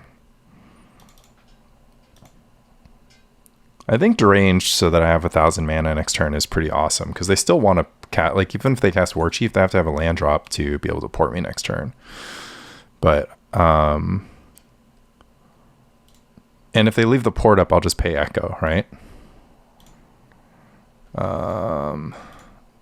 Sorry, I should count my mana. So I have 1, 2, 3, 4, 5, 6 mana. So if I can play a 2-drop creature, but I can't do anything else. So if I played a face down Vigilante, I wouldn't be able to play the Deranged. Oh, I mean, they have the Mogg Fanatic. I guess I didn't really account for that. Okay. So I should just relax with the Elephant token. But yeah, the Mogg Fanatic means there's no point in me paying on the Hermit. But still a pretty great spot here against Goblins. I'm at 18 life. They haven't done anything. And like a Sharpshooter could try to turn this around, but I think it might be too late. And they have to draw it. They did find the next red source, though, which makes the Goblin War Chief really good. So if they go War Chief, I have to kill it. But I mean, I can kill it, which is the thing that's crazy. So I get to kill it, which is awesome. Right. Echo. Gonna say no. have the squirrels. They're priced into cradling or tapping cradle for the rest of the game. I have no instant speed action right now. I have a bop. And I have a Battlemage. So the one thing is that I do want a survival for the second Wall of Roots. That would be a nice thing for me to be able to do at some point. Okay. Siege Gang, another ringleader. I don't really want my Thornscape to die, and I don't really want 2 squirrels to die, and I don't want Wall of Roots to die. I mean, I guess I could just let them attack with ringleader and trade my damage for their damage. That is okay, I suppose. Opponent has Bloodstained Mire, so they keep hitting lands, which is a problem. But they might need the swamp, and they might try to stronghold me out of this game. But I think I'll still be in a good shape as soon as I get this survival going. Because the minute they let me untap with Cradle, then this game's just over. I think they know that. So they have to play 2 mana behind the whole game, and I get a, like, I mean, I might just draw a Cradle. I might just, you know, find another Deranged or something. So they will tap for the ringleader. That makes sense. They're tapping port for the ringleader. They want to cast a goblin. So they're like, what's the worst that you can do to me next turn with 1,000 mana? It's pretty interesting. They get Piledriver and Lackey. Boring. Okay. I get to untap with unlimited mana and a Q Ranger. Okay, so we are going to go ahead and play a bird. Play a Q Ranger. They're thinking. Make 9. Survival. Pitch survival. Pitch Vigilante gets Squee. Squee. So do we need a detour through Anger Chartooth here? Do I need to kill anything this turn? I do not. So we'll definitely get Squee. Then we'll pitch Squee. And we'll get Anger, Chartooth, play Mountain, and then I guess we go for Anger, Chartooth. I mean, I think Anger is really good, right? But Masticore in play is better. Masticore in play is definitely better because I'll just be able to have Masticore with Cradle next turn. So get Masticore, get Nasty Masty, play Masticore, 2 mana, Gem Palm, targeting Elephant, resolves. Masticore resolves. Untap Thornscape. Do this, and then go ahead and kill the Mogg Fanatic and lose a Q Ranger. And do nothing. All right. Should be fine. Not going to overthink it. They could like Stronghold Incinerator, but I think it's not going to be a thing for them. And yeah, they don't have enough red mana to pull off any crazy shenanigans. Although I do have to say Perish in the sideboard is going to make things pretty gross. So Siege Gang, sure. Pitch Deranged. Get, I don't have any elves in play. I have an elf in play. Get a symbiote. Or get a Genesis. Pitch Genesis. For my symbiote. Upkeep. Not sure what the plan is. What the fastest thing to do is. Yield. Yes. Discard the Squee. And I think pay to pick up Deranged is fine. Or do I need to do that? I don't know. I honestly have no idea. Let's go ahead and just draw a card, right? Can't be wrong to draw a card in Premodern. Go Forest for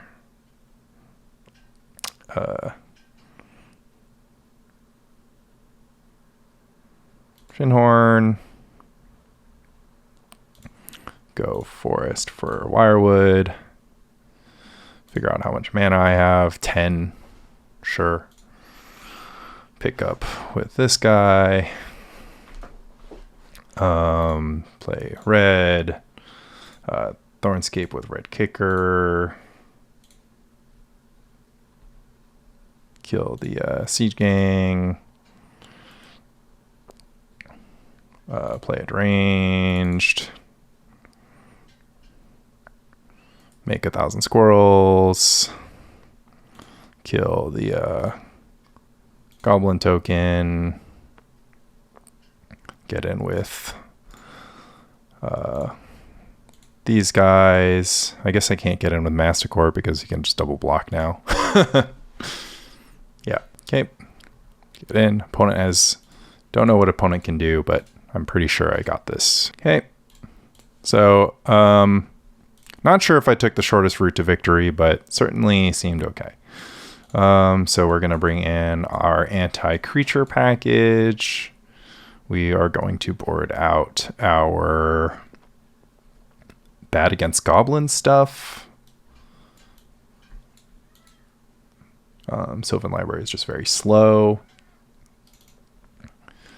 And we don't need Nantuko Vigilante. I don't think I need to have like an emergency Vigilante for Dralnus Crusade or Phyrexian Furnace.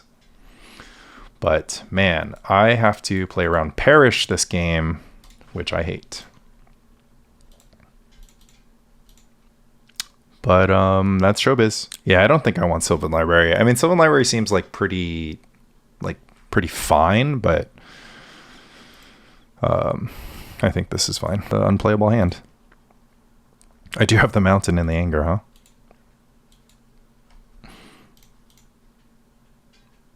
Okay. This is also an unplayable hand, but they're also on the mull to 5. Here we go. Finally, I have a playable one, and we are going to keep... Ugh, I think we just ditched Sharpshooter here. Isn't Sharpshooter worse than everything? Especially because I have no green man. Oh, I have to ditch 2 cards. Okay, well, getting rid of Sharpshooter and getting rid of Thornscape.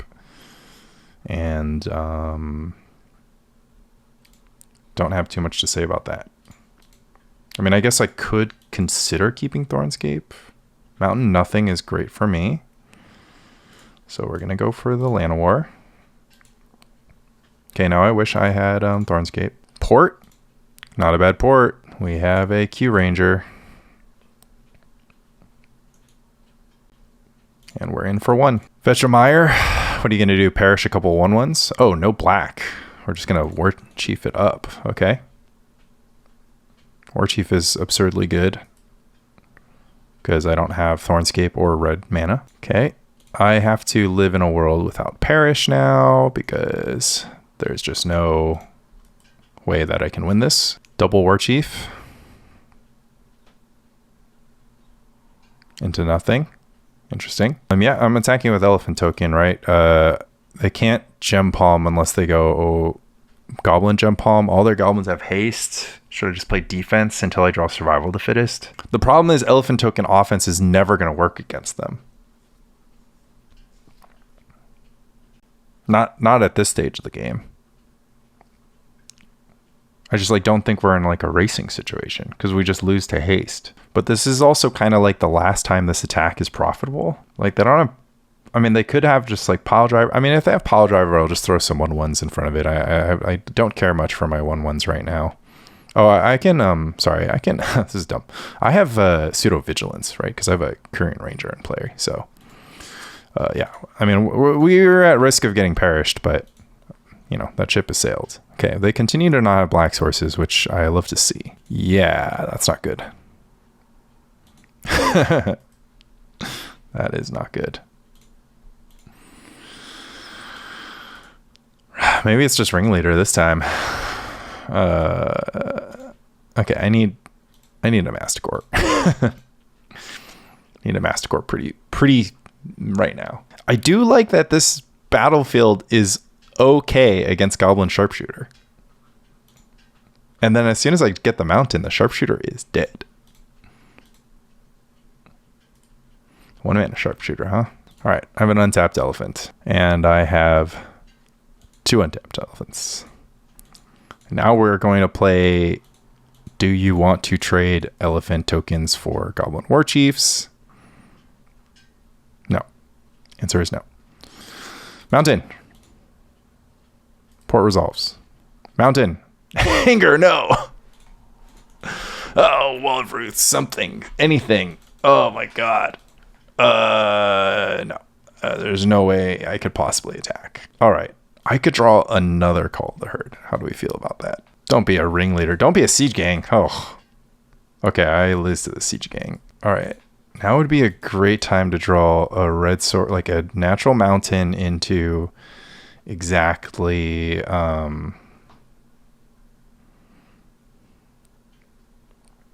into survival of the fittest. Okay, I'm gonna block here. 1 death trigger. This dies, trades. It gets a 1 other untap, so this would just die again. So should I let it die? I don't think so. I think we'll just trade straight up, and we'll take 1, 2, 3, 4. Oh yeah. Okay.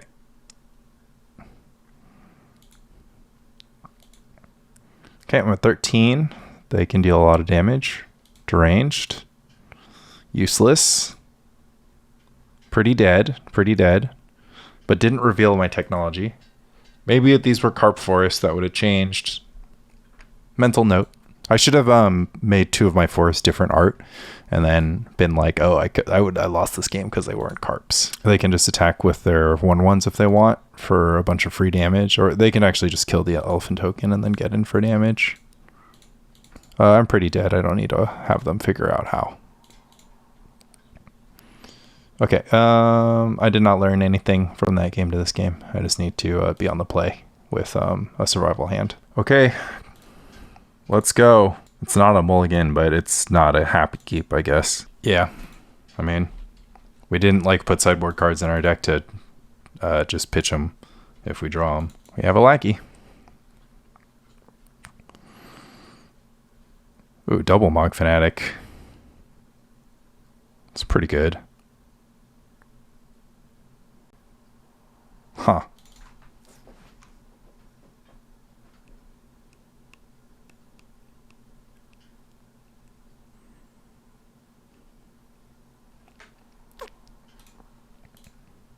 I think I'm just going to kill the lackey. I don't really want to put the next one in play because I'm waiting for them to have the sharpshooter, right? So I'm just going to chill. Another lackey. Okay, well, I guess I got the targets that I wanted. Who drew the mountain, huh? I can't really risk getting hit by lackey. I think that's like a little bit too much tempo, but Call the Herd into Deranged is going to be fine. And so is top decking Masticore, maybe, if I'm a lucky boy. 3 mana for a War Chief. That's quite strong. All right, Thornscape. 1 time. Cradle. I mean, in a couple turns. Okay.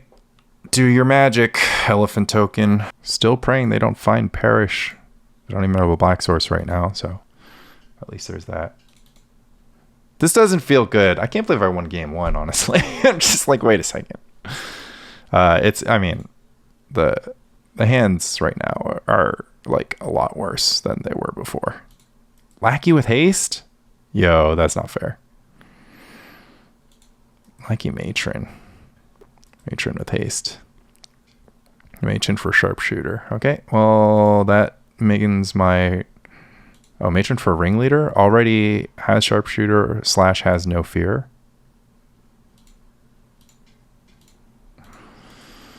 Interesting. Man, what do I do? Matron for ringleader. Shite. Okay. Fetch to thin. First things first. Second is draw Priest of Titania.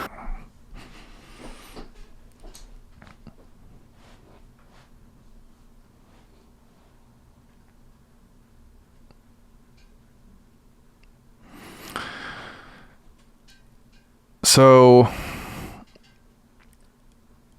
they have a ringleader and 3 cards in hand. If I play this Deranged Hermit, I get to Mega Fog.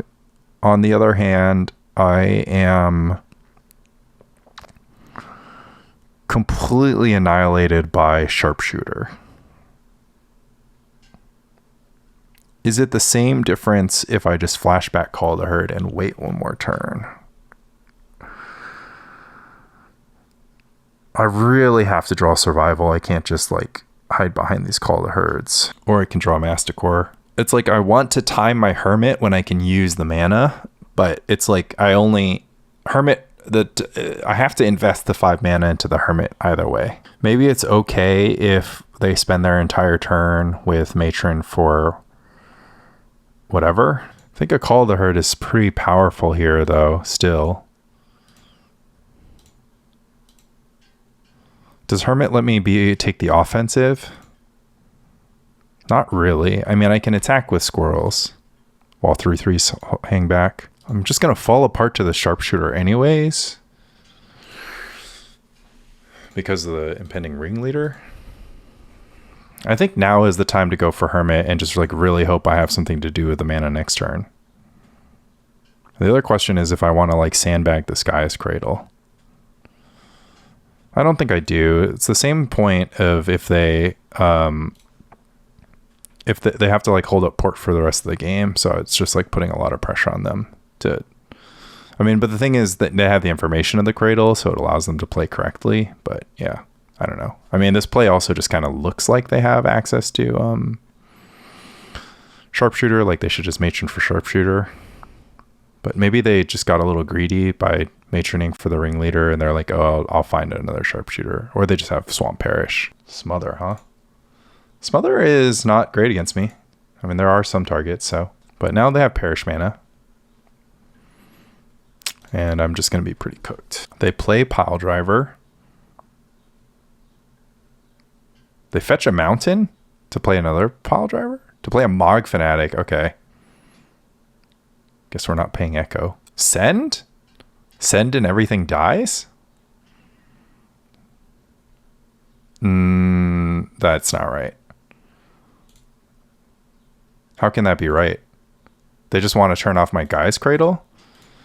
I'm pretty happy to have them be reduced to no battlefield, especially because their deck contains Parish. Do I need one more chump blocking Squirrel token? I don't think so. I'll have 2 Elephant tokens against Goblin Warchief and Unknown card. They don't even get to activate Volrath Stronghold. I think this was like way too aggressive on their point. I guess holding back a Squirrel token nets me a mana. But I don't know how important that is. I'm just going to like be able to overwhelm. I guess it nets me 1 random toughness. And this matron's like irrelevant. I think I want them to have a small battlefield. Like if it's small battlefield against small battlefield, then I'll win. And if it's large battlefield against large battlefield, then they'll win. Because they just do more with a large battlefield than I do. But yeah, I don't think that sequence from them was particularly strong. Oh, look at this big boy Genesis. Yeah. Yeah. He's coming. Oh, Lord, he coming. Should I start attacking? They have like Warchief next turn. They can't really go crazy because now we're in a small game. And like I said, I win the small game, but I can't just like give him infinite time to turn it into a large game. This can't get smothered. It can get perished, but it'll come back. And it also brings back stuff. I mean, I can't play around removal anymore. If they had the opportunity to get black mana, that means they just don't have perish. So they're trying to, they either have black mana and they're waiting to draw perish or whatever. But they benefit from having black mana in play because they would just use it. All right, hit me with your best shot. Survival. Port the Cradle. Oh yeah. Oh yeah. Yes. Yes. Oh. Yes, sir. Yes, sirree. Yes, sirree. Barbarino Cappuccino. Okay. How do we play this card?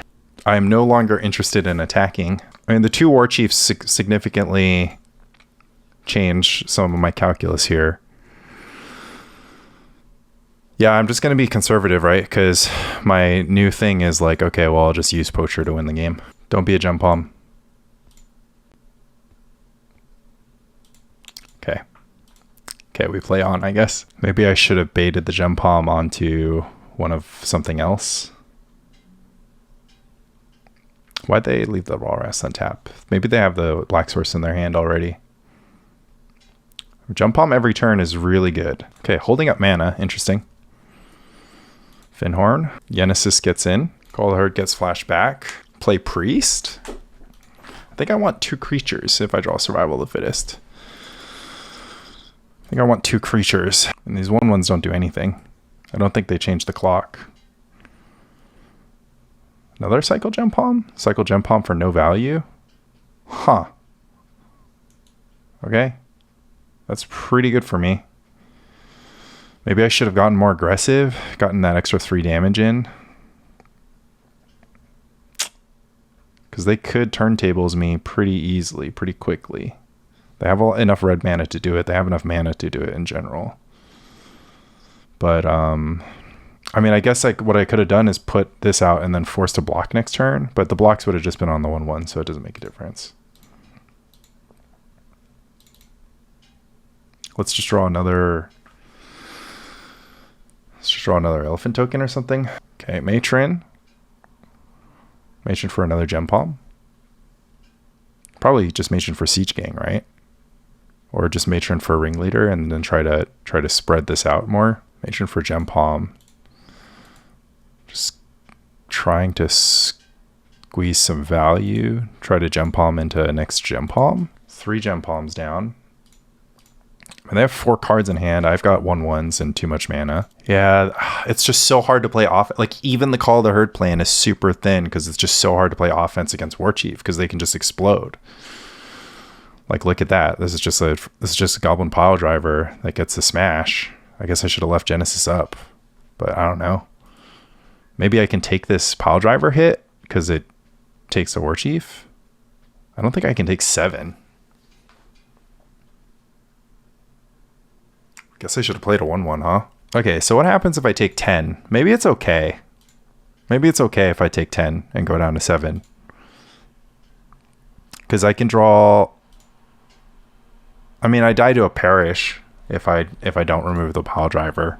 But I probably just die to Walrus Stronghold anyways. I mean, in the world where I can remove these Goblin War Chiefs, I actually like have a chance to win.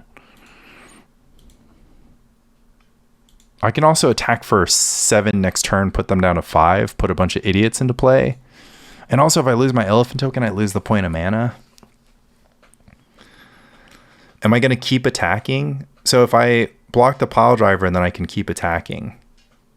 But I don't think I'm ever going to keep attacking anyways. I'm just going to put creatures into play, and then I have to go defense until I can grind out again. The Stronghold just is like the Stronghold Incinerator thing also incentivizes removing a Goblin. I think I'm just going to take 10. I'm going to take 10. I mean, if they have Siege Gang next turn or like whatever, like, I don't know. I don't think I'm going to beat a Siege Gang in any universe anyways. It's just too strong. But yeah, I should have played a 1/1 because they could have just done exactly this sequence. Okay, but we drew a Masticore, so that's pretty good.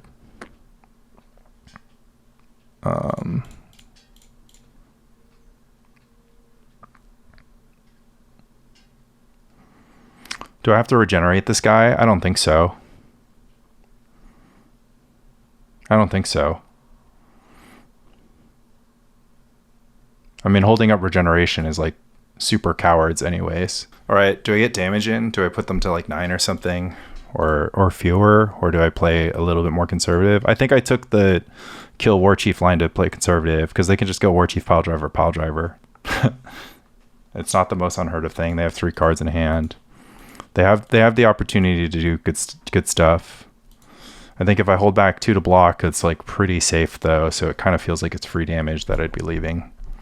Let's go ahead and just make our decisions a little quicker though, because we're actually running low on time to close this one out. I think if they went... Do they have Warchief plus double Pile Driver? I think the other thing is I should be scared of like the next thing. I guess I should have been scared of Perish. Matron for what? Oh, I should have also counted out how much to kill the board, right? So it just needs toughness. Matron for Mogg Fanatic. Matron for Mogg Fanatic. What does that mean? Pyrokinesis, no! Oh my god! Oh my god! Pyrokinesis exiling the Mogg Fanatic. Wow. Okay. I guess we're playing this game some more. Okay, so they have nothing. So I have to get on the offensive. I have to get on the offensive here. Genesis is still the more threatening blocker, right? Oh man, Pyrokinesis.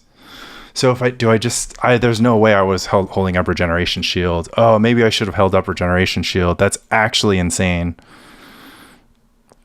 I'm going to play a Priest of Titania, and I'm going to play a Fyndhorn Elf, and then I'm just going to hope that I can hold. Man, I just forgot. I didn't think about it. But like, didn't they have a... Oh no, now they have Volraths online. Did they not have Pyrokinesis available to them the entire game? Oh, and the Perish right now for lethal.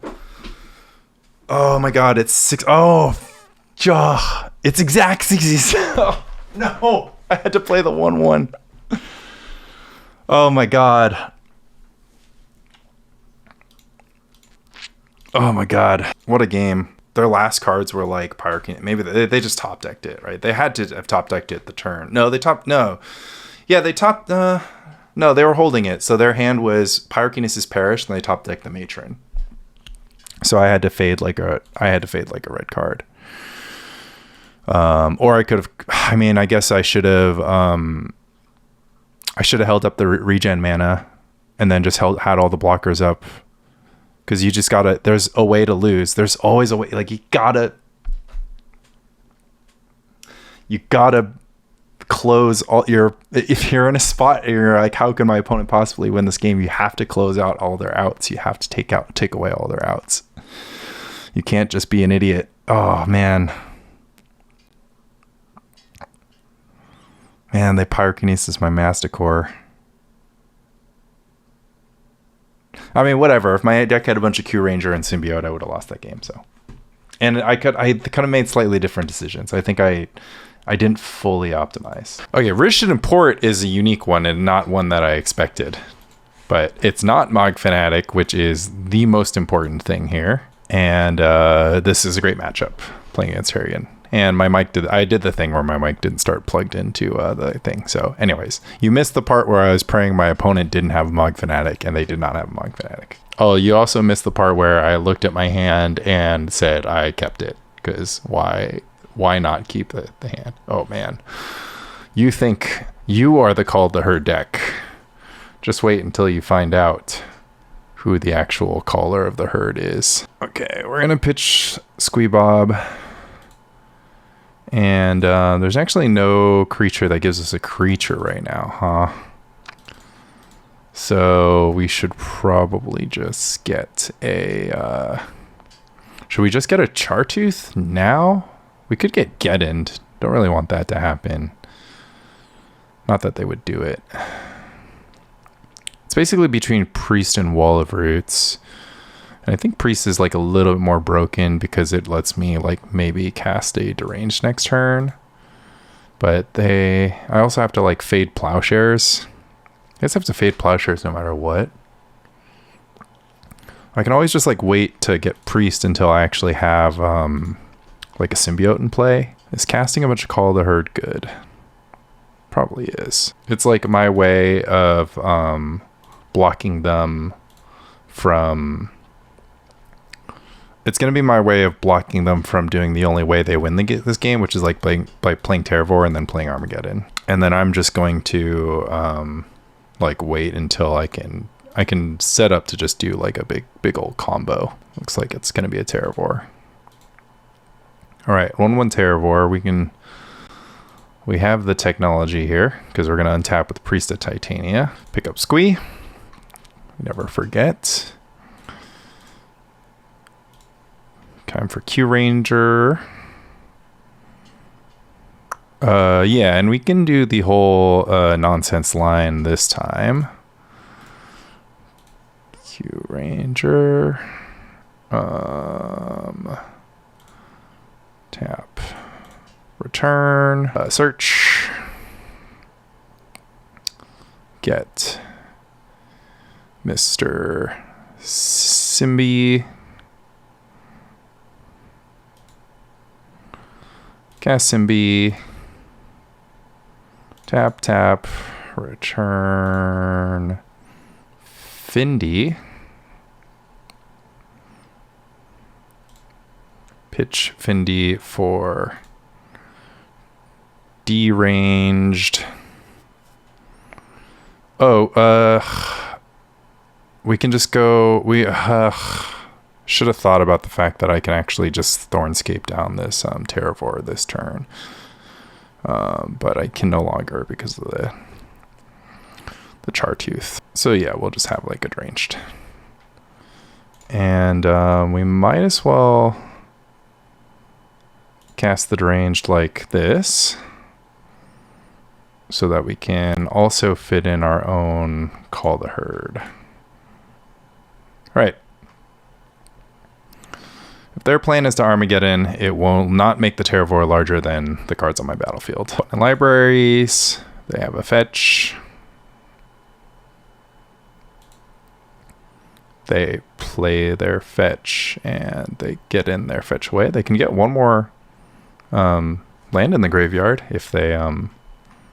Okay, it's just this. All right, so we're just going to win now. So we pick up Deranged. We pitch Deranged to get Anger. We pitch Anger to get Chartooth. I guess they have the 1 white mana up, so they could get fancy. But I don't think they'll be able to. And should I cash in a return to cycle this Chartooth now? Question. I think that's not necessary. This. Yes. No. Draw Cradle. Okay. Well, Cradle just makes it trivial. Cycle the Chartooth for the Mountain. Play Mountain. Everything has haste.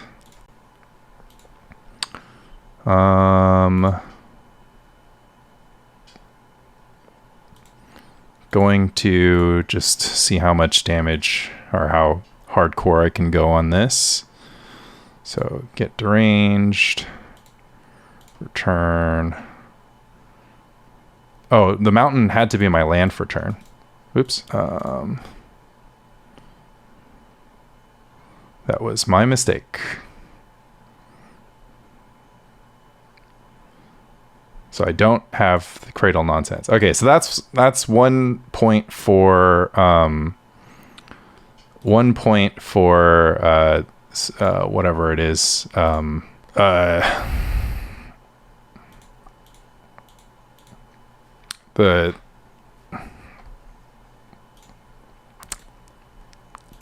Granger. If I had Granger, I could have done it all. Okay, they're pumping the Terravor. I was like, oh no, they can do something. Should I ship the Q Ranger as well?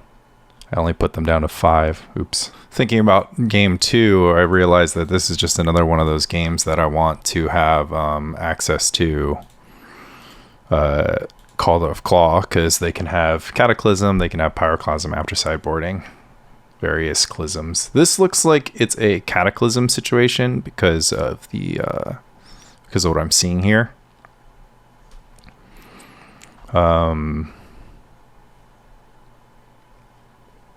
Yeah, smells like they would be doing Cataclysm here, because you normally don't have 2 Tranquil tickets in your deck unless you're playing straight green-white. Okay. So Biorhythm is a Lol Lamau, but probably not necessary. I don't need crop rotation. I am happy to naturalize some Moxas. It's not the worst thing in the world. The rest is pretty fine. I mean, I don't have anything to board in. None of these cards are good against them. I doubt they're going to even have Wayfarers in their deck for me to Mogg Fanatic, and then there's just no more targets. So yeah, we just need to see what kind of splash they're on. I mean, I could board in the Mountain, because having second Mountain after the first one gets get-ined is like not a bad thing. So yeah, maybe I'll do that. Mountain in, and I mean, Masticore barely does anything, but it's a 4/4, and they have 3 3s. Better than Naturalize, I guess. Famous last words. Turns out their only splash is Engineered Plague or something. A deal. Although I do have to do this like smarter. I have to like Plague Sylvan Library first and not expose Engineered or Survival of the Fittest to the immediate Naturalize. Make sure I get my survival value like right away. Mox. Plains Library. Furnace. Okay. Fine. Not gonna get anything that I need out of my graveyard then. What Elves. I might just you're gonna Plowshare, is it? No. 2 white mana, Seal of Cleansing. 2/2/1. Brushy. Brushy hops on turn 2. That's some beatdowns. Okay, but I can just survival for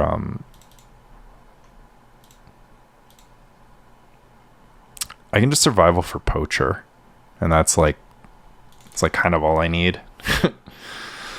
Trying to think about if that's better than my other options. Is survival for Poacher better than casting Library and passing? I mean, it seems so good. They didn't Plowshares me on turn 1, so either they're sandbagging it or whatever, but Poacher is going to like end the game like the fastest. And it's pretty solid. It'll let me do good things. So they get in for 3, probably a Naturalize, sure. So yeah, we'll go ahead and get Poacher.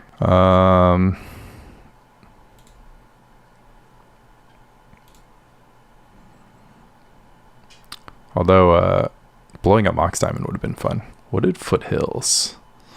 Not now, Wooded Foothills. Later, when I'm doing unfair stuff. White, green, main phase. Okay. I'm assuming that this is something... I mean, it better be something to kill my Poacher, else they just lose. It's just Sylvan Library. Okay. Well, I guess I shouldn't overextend onto the board. It's hard to say. I honestly have no idea what I should do. Here. Should I play this Llanowar Elf? Because it'll, like, just put me cold to Cataclysm. I'm going to go with no. It's going to do this. And... gonna get in, and that's fine. Because the next turn I can put, like, 1,000 Deranged into play. I don't know. I guess I should like, for science, like, because I'm recording this for you to like learn from, I should think like a little bit harder about what I'm doing. So say I just get Deranged, but I don't have an untapper. I don't know. The untapper I think I need to get first. But if I just like have Deranged, that's good too. Nah, the untapper I have to get first. There's like no route that I don't get Ranger first. And Ranger is going to do a cool thing where it just protects me from protects me a little bit from Cataclysm. Although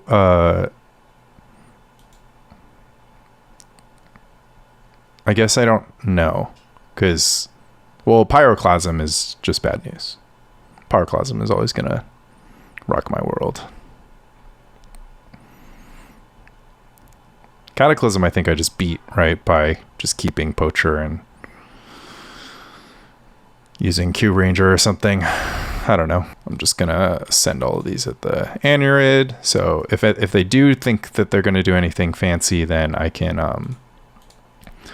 at least they won't have a battlefield. I mean, the other thing is I could also just think about taking the offensive, but I don't think I'm forced to right now, because I think I'm just going to win games that go long anyways. Right, so they go for the Plowshares on Hermit, which makes the most sense, and then... oh, they go for the Phyrexian Furnace activation. Did not see that one coming. So digging for something good. Opponent says they're thinking of outs. Makes it sound like they don't have a hand that contains Pyroclasm. Call the herd. So I think on my upkeep, what I can do is poach. Yeah, I'm not going to do math here. I'm just going to assume that I've got what it takes. Just going to poach again. I mean, this is really bad against Cataclysm, I guess. So maybe I shouldn't have done it. And they have to block a squirrel token, right? So they'll just take 10. Cool. Okay, they're at 1. Okay, GG.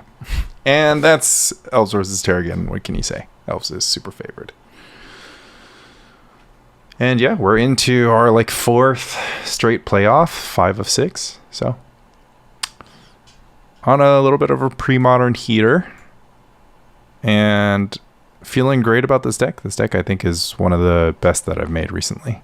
And obviously I didn't have to make very much of it, but I think I really like the things that I did do with it. This was like a Poacher soloing this game situation as well.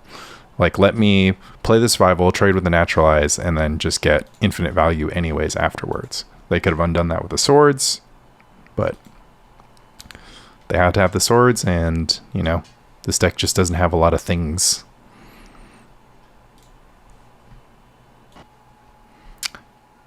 Decided I am going to call it there on Untapperless Elves. I would love to play the playoff and see exactly how far I can take these guys, but unfortunately I will be out of town for the majority of when the playoffs are happening. I might even miss the next league. We'll see if I can rush all my games in like the couple of days I have free. I am pretty stoked on Untapperless Elves. I felt like I could, you know, make a ton of mana the same way that I normally would, but I felt like I had more game against the red decks. I am very proud to have cashed in that match win against Red Green Burn, and I made it close and possibly even had outs in the Red Black Goblins game if I maybe went for protecting my Masticore and going for a little bit more board control, changing gears, understanding that protecting Masticore was all that mattered, and playing around the Miracle Pyrokinesis would have been better than just taking out a random Goblin War Chief. So I think I can definitely balance back in a little bit of like the more elfy elements. I could see myself maybe having an additional priest, maybe having an additional symbiote. If I am still concerned with this goblins matchup, I think Wall of Blossoms is a strong contender for the Sylvan Library slot. So I have this one symbiote, so I can play one Acolyte, still decent against goblins, not going to hate paying mana for it, and then play more Wall of Blossoms instead of Sylvan Library. Wall of Blossoms sort of not like worse than Sylvan, but not better, you know, just different.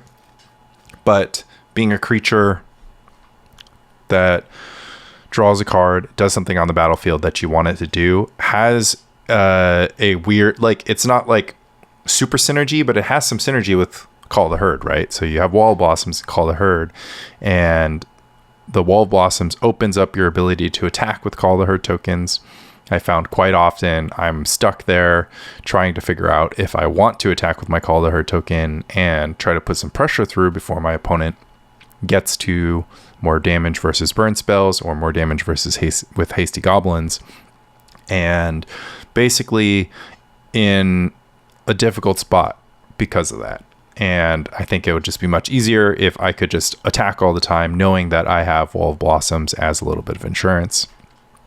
It has a mildly grindy characteristic to itself, not as grindy as Sylvan Library. I think Sylvan Library is going to be a really tough card for me to cut from this deck because I really liked it in testing, but in this 6-game sample, Sylvan Library didn't come up terribly often. It's still a great card. It still lets you select away your extra mana sources. So I'm very conflicted. I always talk myself out of Sylvan Library because it's really hard to make this card like look good or sound good. But when it's in play, it just feels like the game is different. Almost similarly to how Miri's Guile allows Enchantress to hit every enchantment drop smoothly, Sylvan Library feels like it lets you hit threats. So on one hand, you're like, oh, I've added a lot of gas to this deck. I have extra Call the Herd, plenty of stuff to do with my mana. I should worry less about Sylvan Library. Sylvan Library is still good with Call the Herd because if you have a Sylvan's going to get you closer to your Call the Herds and keep those extra janky, one drops that you either need or don't need depending on the situation away from you. So difficult one. The cat was fun and cool, and I could see it being anything else. I'm actually slightly more interested in Krosan Tusker. Krosan Tusker is the slowest of the 3 options between Granger, Cougar, and itself. But it is also just a good card. It's an interesting card. So sometimes you might have Genesis in your graveyard and you're like floating 6 mana in your upkeep with your Cradle or whatever to activate Genesis. So you have your Genesis Krosan Tusker engine. Pretty horrible, but something to do with lots of mana if you have it. And a more... I think they're kind of equal mana sinks, 6 for a 4/4 versus 7 for a 6/5. Close enough. This not being a green creature is like mildly relevant for Perish, but hard to say. I mean, eating Perish super hard is just something I'm not sure how I'm gonna deal. But yeah, didn't miss extra Q Rangers. I actually especially don't miss extra Priest of Titania. Priest of Titania is just like such a, you need so many things to go right. You need an extra elf to be surviving, probably an extra 2 elves, right? And then you need something to do with sort of 5-ish mana, but then also something to do with like 8 or 9-ish mana, right? So if your battlefield is Dork or Q Ranger, Priest of Titania, you're going to make 1, 2, 3, 4, 5, 6 mana at the minimum, plus the 7th from the elf, and then plus the 3 lands that you have in play is like 10, right? So it's like, what am I going to do with 10 mana if I don't have Survival of the Fittest in play? So honestly, I think it's really hard to justify Priest of Titania. It makes sense why a Hunting Pack was added to the deck, because I'm sure the pilots so often found themselves with too much mana. Skyshroud Poacher was excellent, so good that, maybe you just change all the Sylvan libraries to Skyshroud Poachers and you basically end up close to the same place. Honestly, doesn't seem crazy to me. I think that's a totally reasonable option, with the only thing just being like, okay, well, Poacher being 4 mana 2/2 takes a little bit of time to spin up, not the best, but Sylvan Library is like a 2 mana enchantment, do nothing, takes a while to spin up. And yeah, it really showed itself off in that Terra Getting game, where it's just like, okay, I'll just get Poacher, hope you have if you have Swords of Plowshare, is good for you, but otherwise I win the game. So 1 card, win the game against random mid-range decks that are hurting for enough removal. Super excellent. What else is there to say? I am really proud of this deck. Mogg Fanatic doing the thing out of the sideboard. Maybe it's better to kind of have like this mixed thing where these are like Swords of Plowshares and I bring the white splash back in, and Biorhythm can be Armageddon. We didn't get to show off Biorhythm, so we have no idea if that works.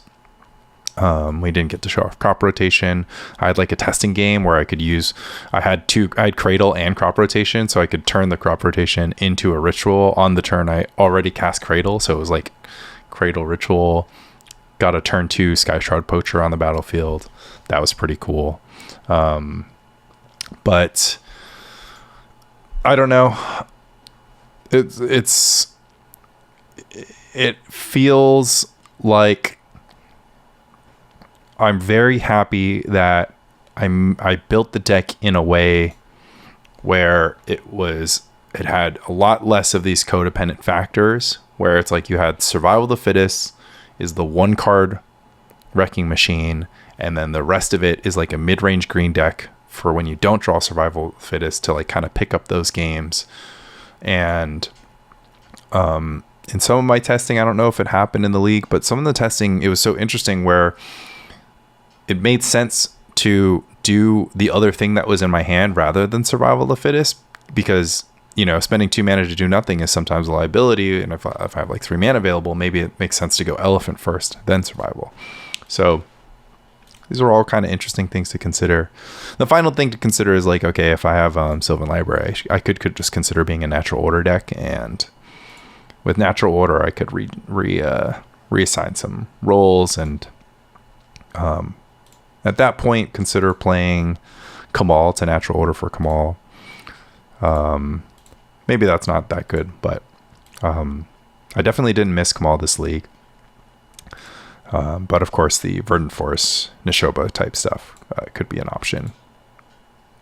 I think Verdant Forest is a decent one if the plan is, I mean, you'd kind of have to maybe play Natural Order over the Call of the Herd, so you can you're kind of trying to do the thing against goblins. Goblins can kind of beat these creatures sometime, but maybe after sideboarding you have Natural Order and Mogg Fanatic, so you can stop the Sharpshooter and try to get Nishoba value.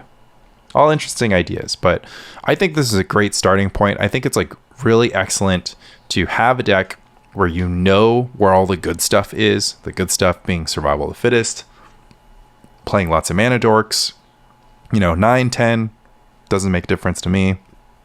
Playing the good survival targets, playing extra flexible cards. I was really, tickled when I was like survivaling. I'm like, oh, I needed to deal 2 damage. I'm like, of course I have Thornscape Battlemage. That's awesome. And you can kind of fill in the blanks. You don't have to play Call of the Herd, but Call of the Herd's a great mana sink. You don't have to play Sylvan Library, but Sylvan Library is great at smoothing out your draws, obviously. You probably have to play at least 1 Poacher. Love that card. Very obvious that it does something unique and special for the deck. The first wall of roots, I think, is just mandatory. The red splash is certainly optional. Beating goblins and burn within the confines of just green cards is always going to be hard, it feels. Adding red cards made it slightly better, but not by a mile. I could easily see these spots maybe just dedicated back to your typical, because it's mountain and these so it's 5 slots. You can dedicate it back to your typical extra Masticore, Tempting Worm, Wall of Blossoms, maybe Ravenous Bailout or Spike Feeder. So definitely something to consider. I could also just like play another Thornscape Battlemage too, and then stay away from Karplusan Forest.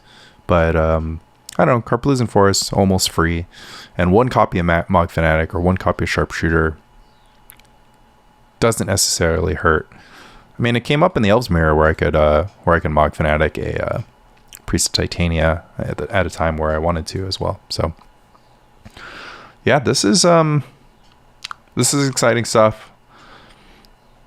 I really hope that this inspires Elves players or non-Elves players to consider cutting cards like Acolyte, Extra Q Rangers, Priest of Titania, and Symbiotes from their deck. I think those cards are like really good, but they're all just pointed in the same direction. And I think that if you spread out the different things that you're doing, you end up with a lot more resiliency. I test games where my opponent had Engineered Plague in play, naming Bird, because that's what I had in play, and they needed to get value from the E-Plague, and they had therapied and saw that my next cards were like elephants and squirrels and, walls and, Masticores, right? So they were sitting there and they just needed to hit my Bird of Paradise to stop my mana from developing. And maybe that it's like an Engineered Plague in hand, but it was a really cool game where I beat Engineered Plague without using Naturalize, which I think previous versions of Elves had much higher difficulty in doing. Final note, absolutely play Call of the Claw on the sideboard. I was so scared of sweepers every single game I played, like Cataclysm, Pyroclasm, and Perish, just like, let's just play the Call of the Claw and be happy with it. I don't think that it's a bad card at all. It seems super reasonable to me. Didn't play against Dreadnought, didn't play against Replenish, but played against Psychotog. That was a super interesting matchup. And yeah, other than that, I don't know. I'm hyped on Elves. This is kind of like my new favorite deck. This kind of deep really overshadows my Bant survival deck, because this just goes so much crazier than the Bant survival deck. Do I think you could cut the red stuff and play blue and white stuff instead? Question mark, maybe. Could you just play Meddling Mage and Swords of Plowshares, and so you still want Sylvan Library, so Meddling Mage, Swords of Plowshares. You can't play Battle Mage, that's pretty bad. Yeah, having tutorable removal with survival, I think, is something that the Bant version could never do. And would I play 4-color? Probably not. Meddling Mage is good, but it's not that good. Yeah. Love Lanny. Love Elves. Check out the podcast. Links in the description. Check out the coffee page. Gets you into the Discord. You can go ask me questions. You can ask me questions on any platform, but if you do it on the Discord, it's like a lot more fun. We got a lot of interesting conversations going on there, and it doesn't take much. A one-time donation should give you Discord access, and that's all cool stuff, and you'll be supporting this content. And the more that I make, eventually I'm going to monetize this YouTube channel. I'm just too lazy to do it right now, and I will be even lazier about it the more that people sign up for the coffee, and just make it possible for me to just be like, okay, well, whatever. It's not even worth it to spam you guys with ads. So yeah, love Lanny, love Spike Colony.